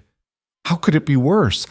Everything I've worked for, everything I've planned, ruined by a pathetic little duchess who should have stayed invisible where she belonged." "Invisible is what kept me alive," Lillian replied. 7 years of being overlooked taught me to watch, to listen, to see patterns everyone else missed. You underestimated me because you saw what you expected, a weak woman, a discarded wife. You never imagined I'd fight back. You've ruined everything." Celine's grip on the teacup tightened, her knuckles white. "I could have been a duchess. I could have had everything. But you, insignificant, boring, mediocre you destroyed it all." "No." Lillian moved closer, unafraid now. "You destroyed yourself. The moment you chose murder over honesty, the moment you decided human lives were acceptable casualties for your ambition. You're not a tragic heroine, Celine. You're just a killer who finally got caught." Celine's face twisted with rage. She raised the teacup as if to throw it, and for one crystallized moment, Lillian saw absolute fury in her eyes. The fury of a predator cornered, a monster exposed, a beautiful mask torn away to reveal rot beneath. Then the constables moved, quick, efficient, trained. They had Celine's arms secured before she could act, the teacup clattering to the floor, dark liquid spreading across expensive carpet like blood. "Test that tea," Holbrook ordered one of his men. "I want to know exactly what was in it." As they dragged Celine toward the door, she twisted back to look at Lillian one final time. "You think you've won? You think this changes anything? He still doesn't love you. He never will. You've saved his life, and he'll still see you as nothing but an obligation." The words hit like intended wounds, finding soft places that hadn't quite scarred over. But Lillian stood straight, met Celine's venom with steel. "Maybe," she said quietly, "but I'll be alive to find out. You'll be in prison." They took her away still screaming, still raging, still refusing to accept that her careful plans had crumbled to ash. The drawing room fell silent in her wake, everyone frozen in the aftermath of confrontation. Catherine was the first to move, crossing to Lillian and pulling her into a fierce embrace. "You did it! You actually did it!" "We did it," Lillian corrected, her voice shaking now that the immediate danger had passed. "All of us. If you hadn't helped, if Marie-Therese hadn't come forward, if Holbrook hadn't listened—" "But he did listen," Marie-Therese said, tears streaming down her face. "Because you made him. You stood your ground, and you forced everyone to see the truth. You avenged my brother, Duchess, and you saved your husband's life. That is not nothing." Holbrook approached, his expression grave but respectful. "Your Grace, I owe you an apology. When Lady Viremont brought her charges this morning, I was inclined to believe her. She presented very convincingly. If you hadn't insisted on investigation, you would have done your job eventually," Lillian said tiredly. "The truth has a way of surfacing. Sometimes it needs help surfacing." He gave her a small, respectful nod. "You showed remarkable courage today, and remarkable intelligence. Many women in your position would have simply accepted defeat." "I've been accepting defeat for 7 years," Lillian replied. "I decided I'd had enough. After Holbrook and his men left with samples of the poisoned tea, after Marie-Therese departed with promises to stay in contact, after Catherine was persuaded to return to her hotel, Lillian found herself alone with Dorian in the drawing room that still smelled faintly of spilled tea and confrontation. He stood by the fireplace, staring into flames that provided no warmth. When he spoke, his voice was rough with emotion, barely controlled. "She would have killed me. If you hadn't figured it out, if you hadn't fought back, I'd be dead within weeks. Months at most." "Probably," Lillian agreed. "That appears to have been her plan. And I nearly let it happen because I couldn't see past my own ego, my own wounded pride, my own—" He stopped, his hands curling into fists. "I don't know how to apologize for 7 years of blindness, 7 years of cruelty. There aren't words sufficient for what I've done to you." "No," Lillian said quietly. "There aren't." He turned to face her, his expression raw with something that might have been shame or grief or both. "I know I have no right to ask this, no right to expect anything from you after everything I've put you through. But Lillian, can we start over? Can we try to build something real from this wreckage? Lillian studied him for a long moment, this man she'd been married to for 7 years but barely knew. She could see his sincerity, his genuine remorse, his desperate hope for redemption. Part of her wanted to grant it immediately, to forgive and forget and pretend the past 7 years had never happened. But she was done pretending. I don't know, she said honestly. I've spent 7 years trying to earn your respect, your affection, your attention. I've been invisible, accommodating, patient, graceful, everything society said I should be, and it earned me nothing but loneliness and humiliation. I know. So I'm not going to perform anymore. Not for you, not for society, not for anyone. She moved closer, holding his gaze. If we're going to try to build something real, it has to be between two people who see each other clearly. Not the ghost you wanted me to be. Not the obligation you saw. Me. Actually me. Can you do that? I want to try, he said quietly. I want to see you, know you, value you the way I should have from the beginning. Then try. Lillian felt something cautious and fragile unfurl in her chest. Not love, not yet, but perhaps the possibility of it. Don't make promises. Don't offer grand gestures. Just try to be present. Try to see me. Try to build trust that's been broken for 7 years. And we'll see if there's anything worth salvaging. He nodded slowly. That's more than I deserve. Yes, she agreed. It is.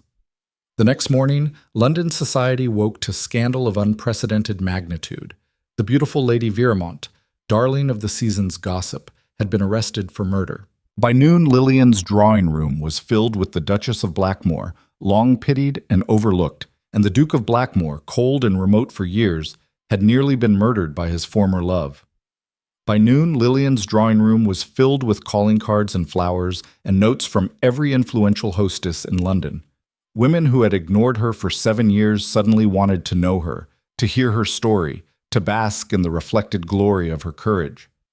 Lady Rothmore arrived in person, sweeping into the drawing room with a smile sharp enough to cut glass. Duchess Blackmore, or should I say the savior of London society. She settled herself on the sofa without invitation.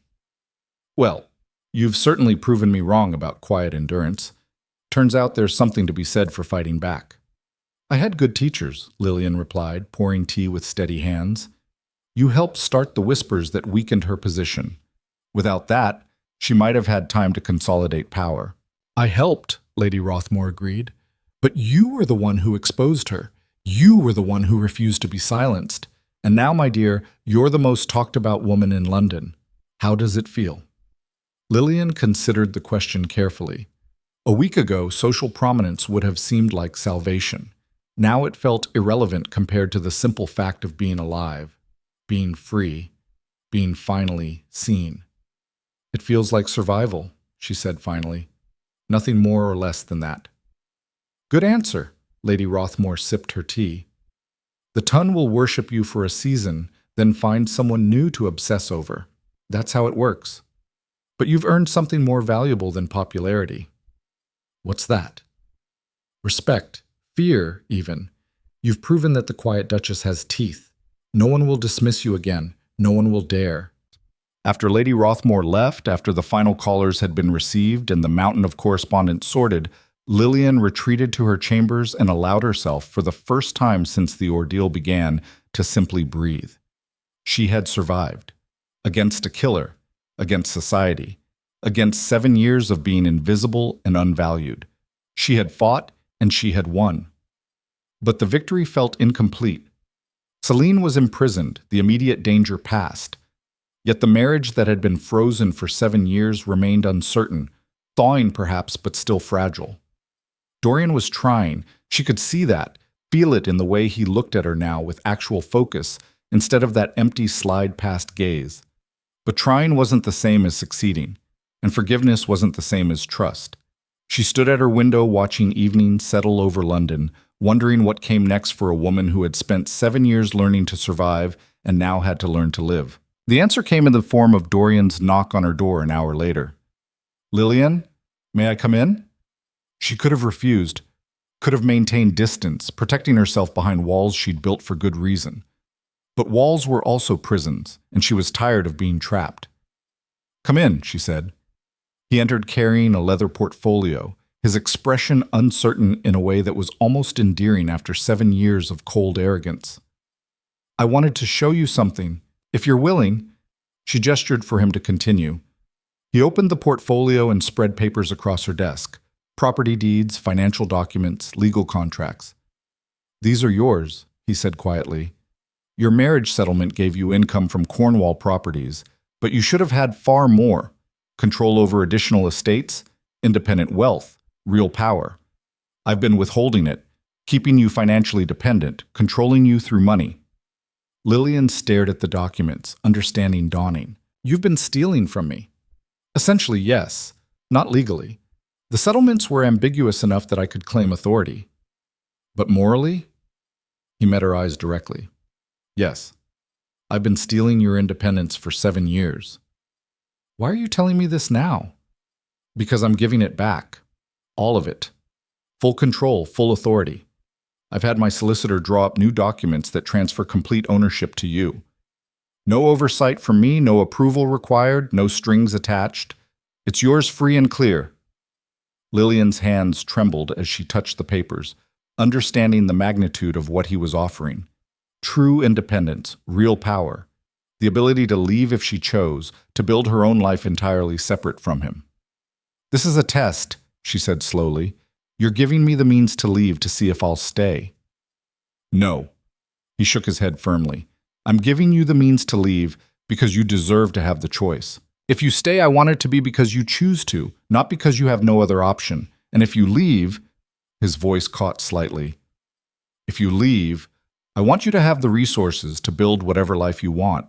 You've earned that much, at least." She studied him for a long moment, searching for manipulation or hidden agenda, and finding only genuine intent to make amends. "I won't decide tonight," she said finally, "about staying or leaving, about forgiveness or our future, but this," she touched the documents again, "this is a start. Actual respect, actual acknowledgement that I'm a person with rights, not just an obligation you inherited." "It's the bare minimum of what you deserve," he replied quietly. "But it's what I can give right now. The rest, trust, affection, whatever we might build together, that has to be earned slowly. I know that." "Yes," she agreed. "It does." After he left, Lillian sat alone with the documents that represented her freedom, feeling the first true stirring of hope she'd experienced in 7 years. Not hope for her marriage necessarily, but hope for herself, for her future, for the possibility that survival could transform into something larger, richer, more purposeful. She had entered this marriage as prey, hunted by circumstance and desperation. She had survived it by becoming a predator herself, learning to fight with every weapon available. And now, perhaps, she could become something else entirely. Neither prey nor predator, but simply a woman with power, agency, and the hard-won wisdom of someone who had stared into the abyss and refused to blink. The frost was melting. What grew in its place remained to be seen. But for the first time in 7 years, Lillian Hawthorne believed she might actually have a choice in determining that answer. 3 weeks after Celine Viermont's arrest, Lillian stood in the music room of Blackmore Manor, staring at the pianoforte she hadn't touched in 7 years. The instrument gleamed in afternoon light, perfectly maintained by servants who understood that some things were kept ready even when abandoned. She had avoided this room for so long. Music had been her first language once, before marriage taught her that anything she loved could become a weapon used against her. Dorian had mentioned early in their marriage that Celine played beautifully. After that, Lillian had closed the lid and never returned. Now her fingers hovered above the keys, trembling slightly. "You used to play every day." She turned to find Dorian in the doorway, not intruding, but present. That had become his pattern these past weeks, existing in her orbit without demanding space, offering presence without expectation. It was strange, uncomfortable, sometimes almost welcome. "I stopped after we married," she said. "It seemed pointless to do something I loved when no one was listening. I'm listening now." He moved closer, careful to maintain distance. "If you'll play." Lillian looked at the keys, at her hands, at 7 years of silence waiting to break. Then she sat and began. The piece was Beethoven, something fierce and complicated she'd learned as a girl. Her fingers stumbled at first, memory fighting against disuse, but muscle memory proved stronger than neglect. The music rose, filled the room, spilled through open windows into the gardens beyond. When she finished, her hands were shaking and her eyes were wet, and something in her chest felt cracked open in a way that was both painful and necessary. "That was extraordinary," Dorian said quietly. "Why did you stop?" "Because you never asked me to play. Never wondered if I had anything to offer beyond my family's debts." She stood, wiping her eyes roughly. "For 7 years I waited for you to see me, to ask what I loved, what I feared, what I dreamed about. You never did. So I stopped doing the things that made me feel alive. It was easier to be numb. I'm asking now. Now is 7 years too late." But she said it without venom, just exhausted honesty. "Dorian, I appreciate what you're trying to do. The financial independence, the presence, the attempt to build something real. But I need you to understand, I'm not the same woman you married. That girl who hoped for affection and acceptance, she died somewhere around year 3. What's left is harder, sharper, less willing to settle for scraps." "Good." His response surprised her. "I don't want you to settle. I want you to demand everything you deserve and make me rise to meet it." "That's a lovely sentiment, but sentiments don't erase 7 years of cruelty." "No," he agreed. "They don't. Which is why I'm not asking for forgiveness today or tomorrow or even next year. I'm asking for the chance to prove I'm capable of change. And if I fail, if I can't become the husband you deserve, then at least you'll have the resources to build a life without me." Lillian studied him, this man who was slowly, painfully becoming less of a stranger. What changed? Why now, after 7 years of indifference? He was quiet for a long moment, choosing words carefully. "Watching you fight Celine. Watching you stand alone against someone who'd already killed once and was prepared to kill again. You were terrified. I could see it, but you didn't back down. You didn't wait for rescue. You saved yourself, saved us both." He met her eyes directly. "It made me realize I'd been married to a stranger who was braver and stronger and more remarkable than I'd ever bothered to discover. And I'd wasted 7 years of knowing her because I was too busy mourning a fantasy. Celine wasn't a fantasy, she was real. The woman I loved wasn't. I loved an idea of her, young, beautiful, perfect. But the real Celine?" He shook his head. "She was always calculating, always measuring people by what they could provide. I just couldn't see it because I was young and stupid, and my pride was invested in the narrative of tragic romance. You forced me to see clearly, and what I saw was that I'd sacrificed something real for something that was never there at all." Lillian wanted to soften toward him. Part of her, the part that still remembered being 18 and hopeful, wanted to accept his words and move forward into the redemption narrative that society would expect. The cold Duchess and the penitent Duke, finding love after adversity. But the larger part, the part forged in 7 years of survival, remained wary. "I need time," she said finally, "to figure out who I am outside of being your overlooked wife, to decide what I actually want instead of just reacting to what I'm given." "Take all the time you need," Dorian replied. "I'm not going anywhere." 2 days later, an invitation arrived that changed everything. Lady Catherine was hosting a musical evening, and the entire ton would be attending. The first major social event since Celine's arrest and trial. The first time Lillian would face society not as the pitied Duchess, but as the woman who'd exposed a killer. "You don't have to go," Catherine said when she arrived to help Lillian prepare. "Society will understand if you need time to recover." "No." Lillian examined herself in the mirror, noting the changes 7 years and 3 weeks had wrought. She looked harder now, older in ways that had nothing to do with age, but also somehow more present, more real, as if being seen had given her substance. "I need to go. I need to show them I'm not hiding. They'll ask questions, invasive, inappropriate questions. Let them." Lillian turned away from the mirror. "I've spent 7 years afraid of society's judgment. I'm done being afraid." The evening of the musical gathering arrived with perfect weather and terrible timing. Lillian's courage, so certain in her chambers, wavered as their carriage approached Catherine's townhouse. Every window blazed with light. Every person inside would be watching, judging, dissecting her presence for entertainment and gossip. "We can leave whenever you want," Dorian said quietly. He'd asked to escort her, and after consideration she'd agreed, not as a statement of reconciliation, but as a practical matter. Entering together projected strength. "I'm not leaving." She straightened her spine. "I survived Celine Viremont. I can survive a party." The entrance was theatrical. Conversation died as they were announced. Hundreds of eyes turning to assess the Blackmore couple entering together for the first time in memory. Lillian felt the weight of attention like physical pressure, but kept her head high, her expression serene. Then the whispers began. "Not cruel this time, but odd. That's her, the one who caught the murderer. I heard she investigated for weeks before she had enough proof. Imagine living with that danger, such courage. Poor thing suffered 7 years of neglect and still saved her husband's life. Not so poor anymore, I'd say. Did you hear? She's been given control of the Blackmore estates. Complete independence, quite revolutionary." Lillian moved through the crowd with Dorian at her side, accepting congratulations and carefully deflecting questions.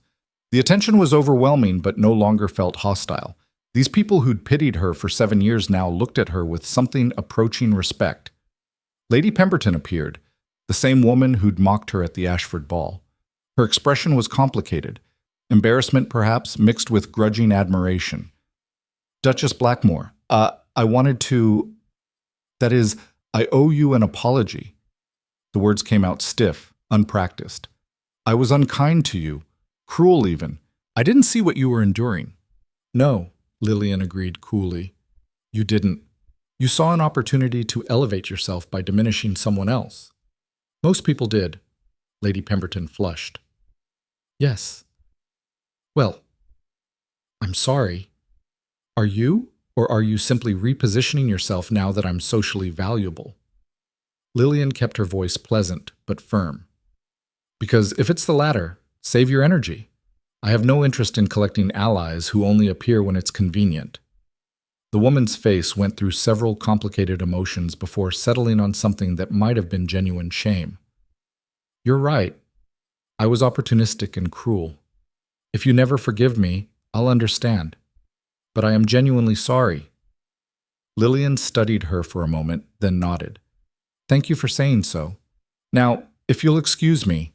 She moved on, aware that Dorian was watching her with something like wonder. "That was ruthless," he murmured. "That was honest. I'm done pretending cruelty is acceptable just because it's common." The musical performance began an hour later. Several young ladies played piano pieces of varying skill, then a tenor sang, then Lady Catherine herself performed a haunting violin solo. The evening was approaching its conclusion when the hostess made an unexpected announcement. "We have one more performer this evening, a surprise addition." Catherine's smile was knowing. "Duchess Blackmore has graciously agreed to play for us." Lillian's heart stopped. She hadn't agreed to any such thing. This was Catherine's doing, pushing her into visibility, forcing her to claim space. Part of her wanted to refuse, to retreat, to maintain the safety of observer status. But she'd already retreated for 7 years. Where had it gotten her? She stood and walked to the pianoforte while society watched with rapt attention. The same people who'd ignored her for years now hung on her every movement. She could feel their curiosity, their anticipation, their hunger for drama and spectacle. She sat at the instrument and let her hands rest on the keys. Then she began to play. The piece was not safe, not gentle or pretty or appropriate for polite society. It was Liszt, something wild and technically brutal that demanded complete mastery and absolute commitment. Her fingers flew across the keys, drawing out music that was anger and grief and triumph all twisted together. She played 7 years of silence, 7 years of survival, 7 years of being overlooked and underestimated and dismissed as irrelevant. She played the rage of a woman who'd nearly been destroyed by the man she married and the society that watched her suffer for entertainment. And she played the fierce, burning joy of someone who'd fought back and won. The music filled the room, spilled through windows, reverberated through floorboards until the entire house seemed to vibrate with sound. Lillian's hands moved without conscious thought, muscle memory, and emotion taking control. She was no longer performing for society. She was performing for herself, reclaiming something that had been taken, proving she still existed beyond their narratives and expectations. When the final chord died away, the room was absolutely silent. Then someone began to applaud. Then another. Then everyone, rising to their feet in ovation that was equal parts shock and admiration. They'd seen the quiet Duchess they'd dismissed for years reveal herself as something else entirely. Talented, powerful, unbroken, despite everything they'd done to break her.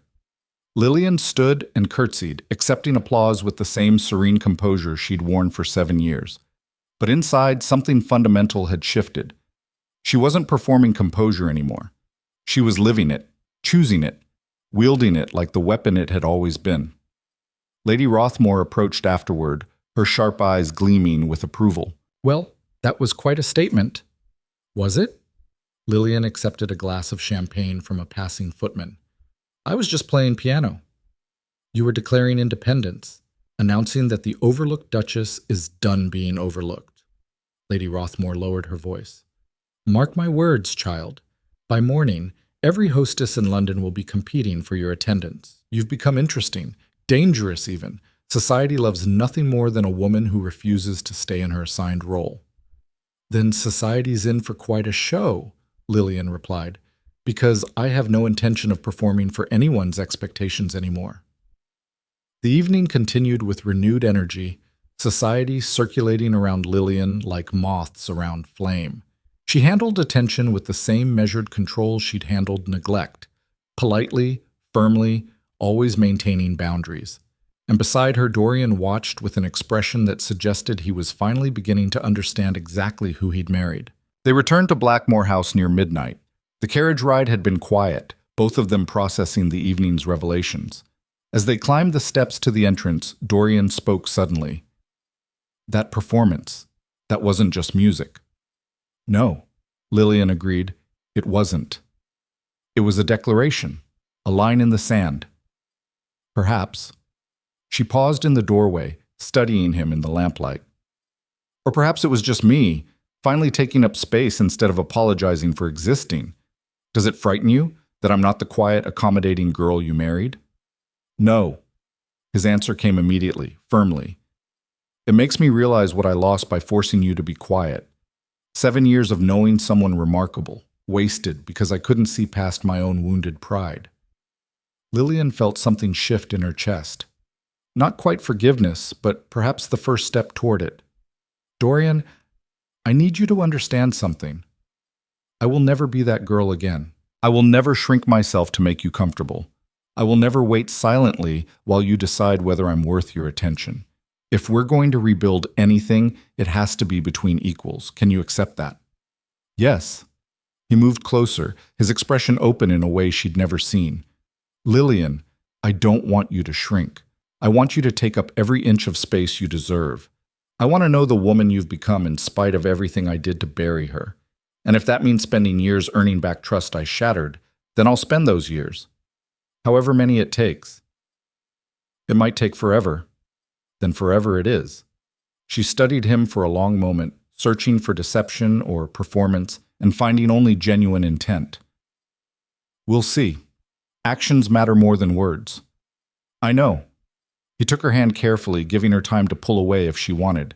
She didn't. "May I walk you to your chambers?" "Yes, but Dorian?" She met his eyes directly. "You're not invited inside, not tonight, probably not for a long time." "I understand." He smiled slightly. "I'm not expecting miracles, just hoping for progress." They climbed the stairs together, this couple who'd been married 7 years but were only now beginning to learn each other. At her door, Dorian pressed a brief kiss to her hand, formal, respectful, asking for nothing she wasn't ready to give. "Good night, Lillian." "Good night." She closed the door and leaned against it, feeling the weight of the evening settle into her bones. Exhaustion and exhilaration mixed together, leaving her trembling and uncertain and oddly hopeful. The weeks that followed established new patterns. Dorian no longer avoided her but actively sought her company. not with overwhelming attention, but with steady, considerate presence. They took breakfast together most mornings, discussing estate business and current events like colleagues. They attended social functions as a united couple, presenting the image of partnership. And slowly, carefully, they began to talk. Real conversations. Not the surface politeness of strangers, but deeper exchanges about beliefs, experiences, fears, hopes. Lillian learned that Dorian had spent his childhood under a father whose expectations were impossible to meet, creating patterns of emotional retreat that had nothing to do with her and everything to do with learned survival strategies. Dorian learned that Lillian's family had been bankrupt not through mismanagement, but through her father's gambling addiction, a secret shame she'd carried into marriage and never shared. They were excavating ruins, finding what had been buried under 7 years of silence and neglect. It was uncomfortable work, sometimes painful, but gradually something genuine began to emerge. 3 months after Celine's arrest, Lillian received word that the trial had concluded. Celine Vieremont had been found guilty of murdering the Comte de Vieremont and conspiracy to commit murder in England. The sentence was life imprisonment in a French prison, no possibility of release. Marie-Therese sent a letter with the news, her gratitude evident in every line. Justice had been achieved. Her brother could rest, and Lillian had given her that peace. That evening, Dorian found Lillian in the library, the letter in her hands. "It's over," she said quietly. "She'll never hurt anyone again." "Because of you." He sat beside her, close but not touching. "You saved more than just my life. You prevented her from killing again. How many future victims never happened because you refused to be silent?" "I don't know, but I'm glad they'll never have to find out." She set the letter aside. "Do you ever wonder what would have happened if I'd been more like her? More beautiful, more charming, more—" "Don't!" Dorian's interruption was fierce. "Don't compare yourself to a murderer and find yourself wanting. Celine was beautiful and charming and utterly hollow. You're real, substantial. Someone who saves lives instead of taking them. There's no comparison." Lillian looked at him, seeing sincerity in every line of his face. "You really believe that?" "I do, and I'll spend however long it takes convincing you of it." Something warm unfurled in Lillian's chest. Not love yet, but perhaps the possibility of it. "You're trying very hard to be different." "I am different, or I'm becoming different. 7 years of cruelty taught me who I didn't want to be. These past months have taught me who I could be, if you'll let me." He paused, then continued carefully. "Lillian, I'm not asking you to forget what happened. I'm not asking you to pretend those 7 years didn't exist. But I am asking if you'll give me the chance to build new memories. Better ones. The kind that might, eventually, balance out the old ones." She considered this, weighing possibilities against scars. "I won't promise anything." "I'm not asking for promises, just permission to try." "Then try," she said quietly. "But Dorian, understand this. I'm not waiting anymore. If you fail, if you retreat back into old patterns, I won't give you another chance. I'll use the independence you gave me, and I'll build a life that doesn't include you." "Fair enough." He stood, offering his hand. "Walk with me? Just around the gardens? Nothing more than that." She took his hand and let him lead her outside into evening air that smelled of roses and possibility. They walked in comfortable silence, two people learning to exist together without the weight of expectation or the burden of resentment. As summer turned to autumn, changes continued to accumulate. Lillian began accepting her own social invitations without consulting Dorian first. She hired new staff, loyal to her specifically, not to the Blackmore household. She took control of properties in Cornwall and began implementing reforms that protected tenant farmers and invested in local schools. Society watched her transformation with fascination. The pitied Duchess had become a power in her own right, respected, feared when necessary, impossible to overlook. Women sought her counsel. Men deferred to her judgment. She was no longer defined by her marriage but by her own accomplishments and character. And through it all, Dorian remained steady, present, supportive without being overbearing. He attended her social events, consulted her on business decisions, asked for her opinion, and actually listened to the answers. He was, slowly and imperfectly, becoming the partner she'd needed 7 years ago. One evening in late October, as frost began to touch the gardens and winter approached again, Lillian sat in the drawing room reading correspondence when Dorian entered carrying a wooden box. "I have something for you," he said, setting it on the table beside her. She opened it carefully and found inside a collection of sheet music, rare pieces, difficult pieces, the kind professional musicians spent years mastering. Beneath them, a letter of recommendation to the Royal Academy of Music, should she wish to study formally or teach. "You said you stopped playing because no one was listening," Dorian explained. "I thought perhaps you might start again, but this time for yourself, not for me or society or anyone else, just because you love it." Lillian's hands trembled as she touched the music. This must have cost a fortune, and the recommendation was easy to obtain once I explained your skill. "The Academy is interested in having you, either as a student or an instructor. Your choice." He sat across from her, his expression open. "Lillian, I can't give you back 7 years, but I can give you this, the space and resources to rediscover what you love, to build something that's entirely yours." She looked up, tears blurring her vision. "Why? Why are you doing this?" "Because you deserve it, because I want you to be happy, and because—" He paused, choosing words carefully. "Because somewhere in these past months, I've fallen in love with my own wife. Not the ghost I wanted her to be, not the obligation I saw her as, but you. Actually you. The woman who survived me at my worst and still has the generosity to let me try to be better." The declaration hung in the air between them, weighted with months of careful rebuilding and years of damage. Lillian felt her heart racing, emotions warring between caution and hope. "I don't know if I can love you back," she said honestly. "Not yet. Maybe not ever. 7 years of neglect doesn't disappear just because you've spent a few months being kind." "I know." His voice was steady. "I'm not asking you to love me. I'm just telling you that I love you. And whether you ever return that feeling or not, I'll keep trying to be worthy of you." Lillian set down the music and stood, moving to the window. Outside, frost touched everything, making the world look clean and new and impossibly fragile. "Do you remember what you said when we married? The morning after our wedding night that never happened?" "No." His voice was quiet. "What did I say?" "You said, 'This is a practical arrangement, nothing more. Don't expect romance.' And I was 18 and terrified and trying so hard to be what you needed, but you'd already decided I wasn't worth the effort of trying. I'm sorry." The words were rough with genuine remorse. "I don't remember saying that, but I believe you, and I'm so deeply sorry." "Don't be sorry." Lillian turned back to face him.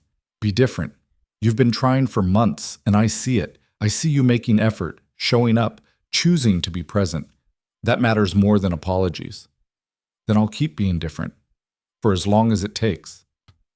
She studied him for a long moment, this man who was slowly becoming less of a stranger and more of a partner. "Dorian, I don't know if I can trust you completely. That might take years, maybe forever, but I'm willing to try if you are." Hope flickered across his face. "You're willing to try." "I'm willing to see where this goes. No promises, no expectations, just two people trying to build something real from the wreckage of something that should never have been so broken." She moved closer, stopping a careful distance away. "Can you accept that? Uncertainty, slow progress, the possibility that I might never feel for you what you feel for me?" "Yes." His answer was immediate. "I'll take uncertain progress over certain distance any day." "Then we try." She held out her hand, formal as a business arrangement. "But I have conditions." "Name them." "First, you move out of the Duke's chambers and into the East Wing. Separate spaces until I decide otherwise. Second, we make no announcements to society. As far as they're concerned, we're already a united couple. What happens between us privately is our business. Third," she paused, ensuring he was listening. "Third, if I ever feel dismissed or overlooked or invisible again, I walk away. No second chances, no explanations. I'm done being prey to anyone's indifference." "Agreed." He took her hand carefully. "All of it. Your terms, your pace, your decision about our future. I'm just grateful you're giving me a chance." They stood there holding hands in the frost-touched evening. Two people who'd been married 7 years but were only now beginning to learn what partnership might actually mean. It wasn't the dramatic reconciliation society would have expected. It was quieter than that, more honest, more real. 6 months later, spring returned to England with unusual warmth, filling Blackmore Manor's gardens with color and life. Lillian stood at her window watching gardeners tend to roses and felt something she hadn't experienced in 8 years. Contentment. Not happiness, that was too simple a word for the complex peace she'd found. But contentment. The sense of being exactly where she needed to be, building exactly the life she wanted. The Academy had accepted her as both student and occasional instructor. 3 days a week, she traveled to London to study advanced composition and performance. 2 evenings a week, she taught music to young women whose families couldn't afford private instruction. The work was challenging and fulfilling and entirely her own. Dorian supported it without question, adjusting his schedule to accommodate hers, never once suggesting she should stay home or curtail her activities. They'd fallen into a rhythm, breakfast together most mornings, evenings in the library discussing their separate days, weekends spent on the estate managing properties and tenants with combined effort. And slowly, so gradually, she almost didn't notice, the distance between them had been closing. He'd moved into the East Wing as she requested, but she found herself seeking his company more often, walking to his door after difficult days, asking his opinion on decisions, sharing hopes and fears she'd once kept locked away. 3 nights ago, she'd knocked on his door near midnight, unable to sleep, and they'd talked until dawn about everything and nothing. When she finally returned to her own chambers, she'd realized with some surprise that the conversation had felt natural, easy, like something two people who genuinely enjoyed each other might do. She wasn't ready to call it love. The word felt too weighted, too complicated by history and hurt. But it was something real and growing and worth nurturing. A knock at her door interrupted her thoughts. Dorian entered at her invitation, carrying a letter with a familiar seal. "This just arrived from France, from Marie-Thérèse." Lillian took it carefully, breaking the seal. As she read, her eyes widened. "She's written a book," she said slowly, "about the Comte's death, Celine's crimes, and the investigation. She wants my permission to include details about what happened here in London. Will you give it?" Lillian considered. The thought of her story being public, being permanent in print, made her uneasy, but it also felt important. Women needed to know that survival was possible, that fighting back was possible, that being overlooked didn't mean being powerless. "Yes," she decided, "with one condition. She doesn't frame me as a victim who got lucky. She frames me as someone who made deliberate choices to survive and protect myself. I want women reading this to understand they have power even when circumstances try to convince them otherwise." "That's a good condition," Dorian smiled. "Though I suspect Marie-Thérèse will frame you as the heroine you are, regardless." "I'm not a heroine. I'm just someone who refused to die quietly." "That's what heroes are," he said softly. "People who refuse to accept what they're given and fight for something better." 2 weeks later, news reached London that had society buzzing for weeks. The Duchess of Blackmore was expecting an heir. Lillian had suspected for a month but said nothing, waiting until she was certain. The realization had been complicated, joy mixed with terror, mixed with fierce protectiveness for this new life growing inside her. A child would change everything, again. She told Dorian privately, in the library after dinner, watching his face for his reaction. His expression cycled through shock, wonder, and something that looked like barely controlled emotion. "Are you certain?" "The physician confirmed it yesterday. I'm approximately 8 weeks along." "That night," he said quietly, 6 weeks ago, when you finally—" Yes, that night she'd made the choice to finally, truly, attempt intimacy with her husband. Not out of duty or expectation, but because she'd wanted to. Because 8 months of genuine partnership had built something she was willing to risk trusting. "Are you happy about this?" "I'm terrified," he admitted, and honored, and completely overwhelmed. "Lillian, I know I have no right to ask, but may I be involved? In the pregnancy, the birth, raising this child? May I be the father I should have been to you from the beginning?" "That's why I'm telling you." She took his hand, feeling how it trembled against hers. This child isn't going to grow up in the house I grew up in, cold, distant, with parents who barely speak. Our child is going to know both of us, is going to see a real partnership, even if it's imperfect. Can you commit to that? Yes. His voice was thick with emotion. Lillian, I swear to you, our child will never wonder if they're wanted. Will never feel invisible or overlooked. Will never question whether they matter. Good. She squeezed his hand. Because I need you to understand something. I'm doing this for our child, not for you. I'm ensuring they have the father I needed and never had. If you fail, if you retreat back into old patterns, I will protect this child even if it means removing you from our lives entirely. I understand. He brought her hand to his lips, kissing it gently, and I won't fail. Not this time. Not when it matters most. The pregnancy was announced to society a month later, triggering a wave of congratulations and speculation. The previously heirless marriage would finally produce succession. The Blackmore line would continue. And the Duchess, who'd been pitied for 7 years as barren, was carrying the future of the duchy. Lady Rothmore sent a gift with a note that made Lillian laugh. Well done, Duchess. Nothing quite like producing an heir to silence the gossips permanently, though I suspect you'd have managed to silence them regardless. As her pregnancy progressed, Lillian continued her work at the academy, refusing to become an invalid just because society expected delicate confinement. She taught until 2 weeks before her due date, composed music in her final trimester, and horrified the older generation by insisting on being present at planning meetings for estate management right up until labor began. The birth was difficult, 20 hours of labor that left her exhausted and triumphant and fundamentally changed. When the midwife finally placed her daughter in her arms, Lillian felt something crack open in her chest, a love so fierce and immediate it bordered on violent. This tiny person, this perfect, fragile life. She would burn the world down for this child, would fight anyone, survive anything, endure any hardship to ensure this daughter never felt invisible or overlooked or less than. Dorian was there, looking pale and shaken and awed. She's perfect, he whispered. She is. Lillian held their daughter closer, protective instinct overwhelming everything else. Her name is Caroline, after no one, just Caroline. She's going to be her own person, not named for obligation or tradition. Caroline, Dorian tested the name. It's beautiful. She's beautiful. You're beautiful. His voice broke. Thank you for trusting me enough to build this family, for giving me the chance to be better. Lillian looked at him, this man who'd destroyed her and then spent a year rebuilding what he'd broken, and felt the last piece of ice around her heart finally begin to thaw. Don't thank me yet, she said. Wait until she's keeping you awake all night and you're questioning every life decision that led you here.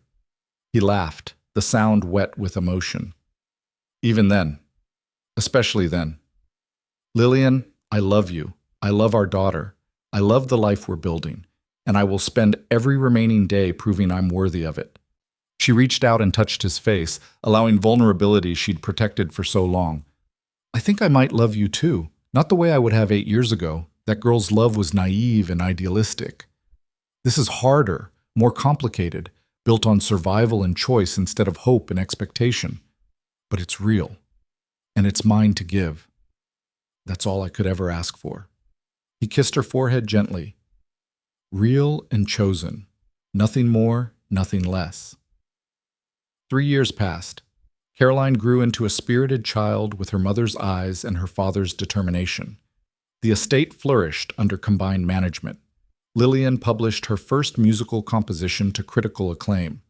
Dorian's business ventures expanded, though he now consulted Lillian on every major decision. And the marriage that had been frozen for 7 years became something neither of them had expected. A genuine partnership built on mutual respect, earned trust, and the hard work of two people choosing each other daily. On a winter evening 11 years after their wedding, Lillian stood in the music room while snow fell outside. She was preparing for a performance at the Academy, a premiere of her latest composition.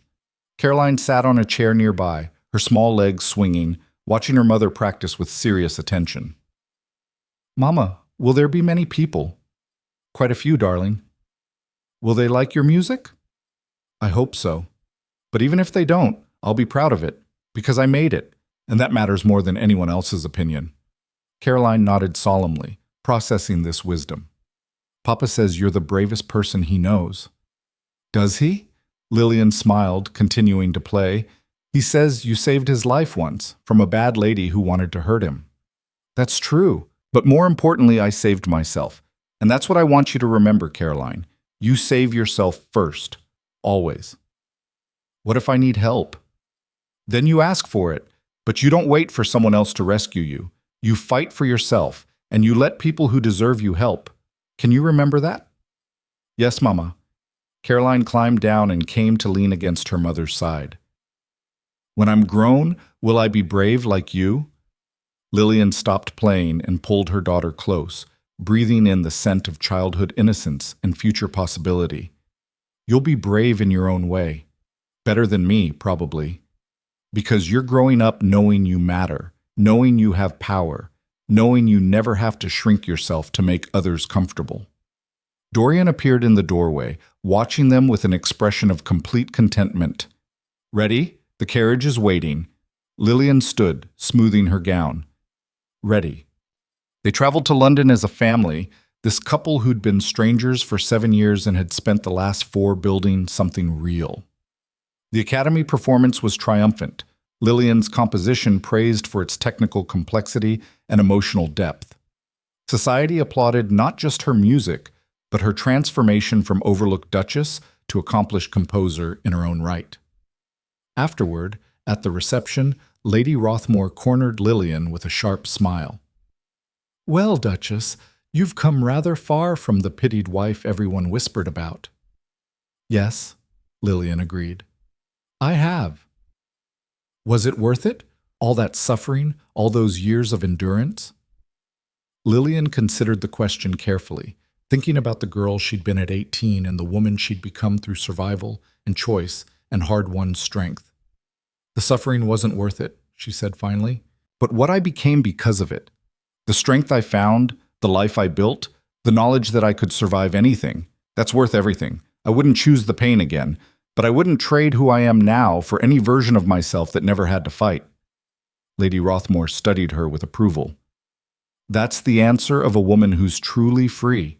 Most people never get there. Most people never have to.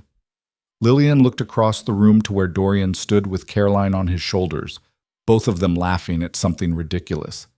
But those of us who do, we learn something everyone else misses.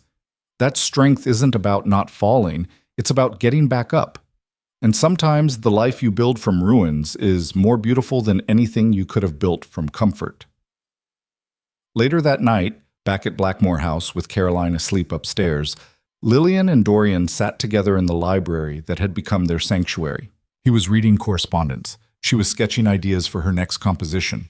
Comfortable silence, the kind that only came from years of actual partnership.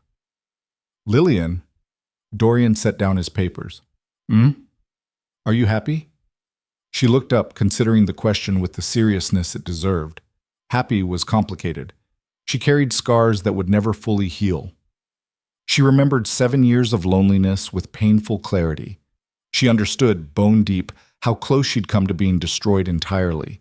But she also had work she loved, a daughter she adored, a partnership that was real and earned.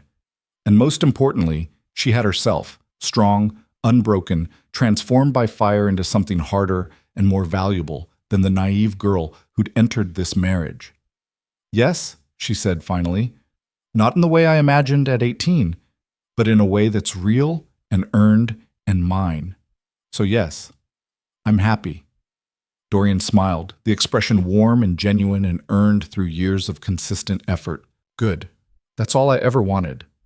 Liar, she said affectionately. But I appreciate the sentiment. He laughed and pulled her close, and she let him.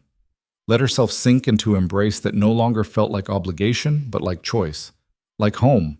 Like the ending she'd fought for and earned and built from the ashes of 7 frozen years. Outside, winter settled over England with frost and silence. But inside Blackmore Manor, fire burned warm and steady. The Duchess who'd survived being prey, who'd learned to hunt, had finally become something else entirely. A woman who knew her own power. A woman who chose her own path. A woman who'd proven that even in the coldest winter, even in the harshest wilderness, strength and choice and survival could forge something extraordinary. The frost was gone. The fire remained, and the dynasty they built together, earned through battle and choice, and the hard work of becoming better than they'd been, would endure long after they were gone, not because it was perfect, but because it was real.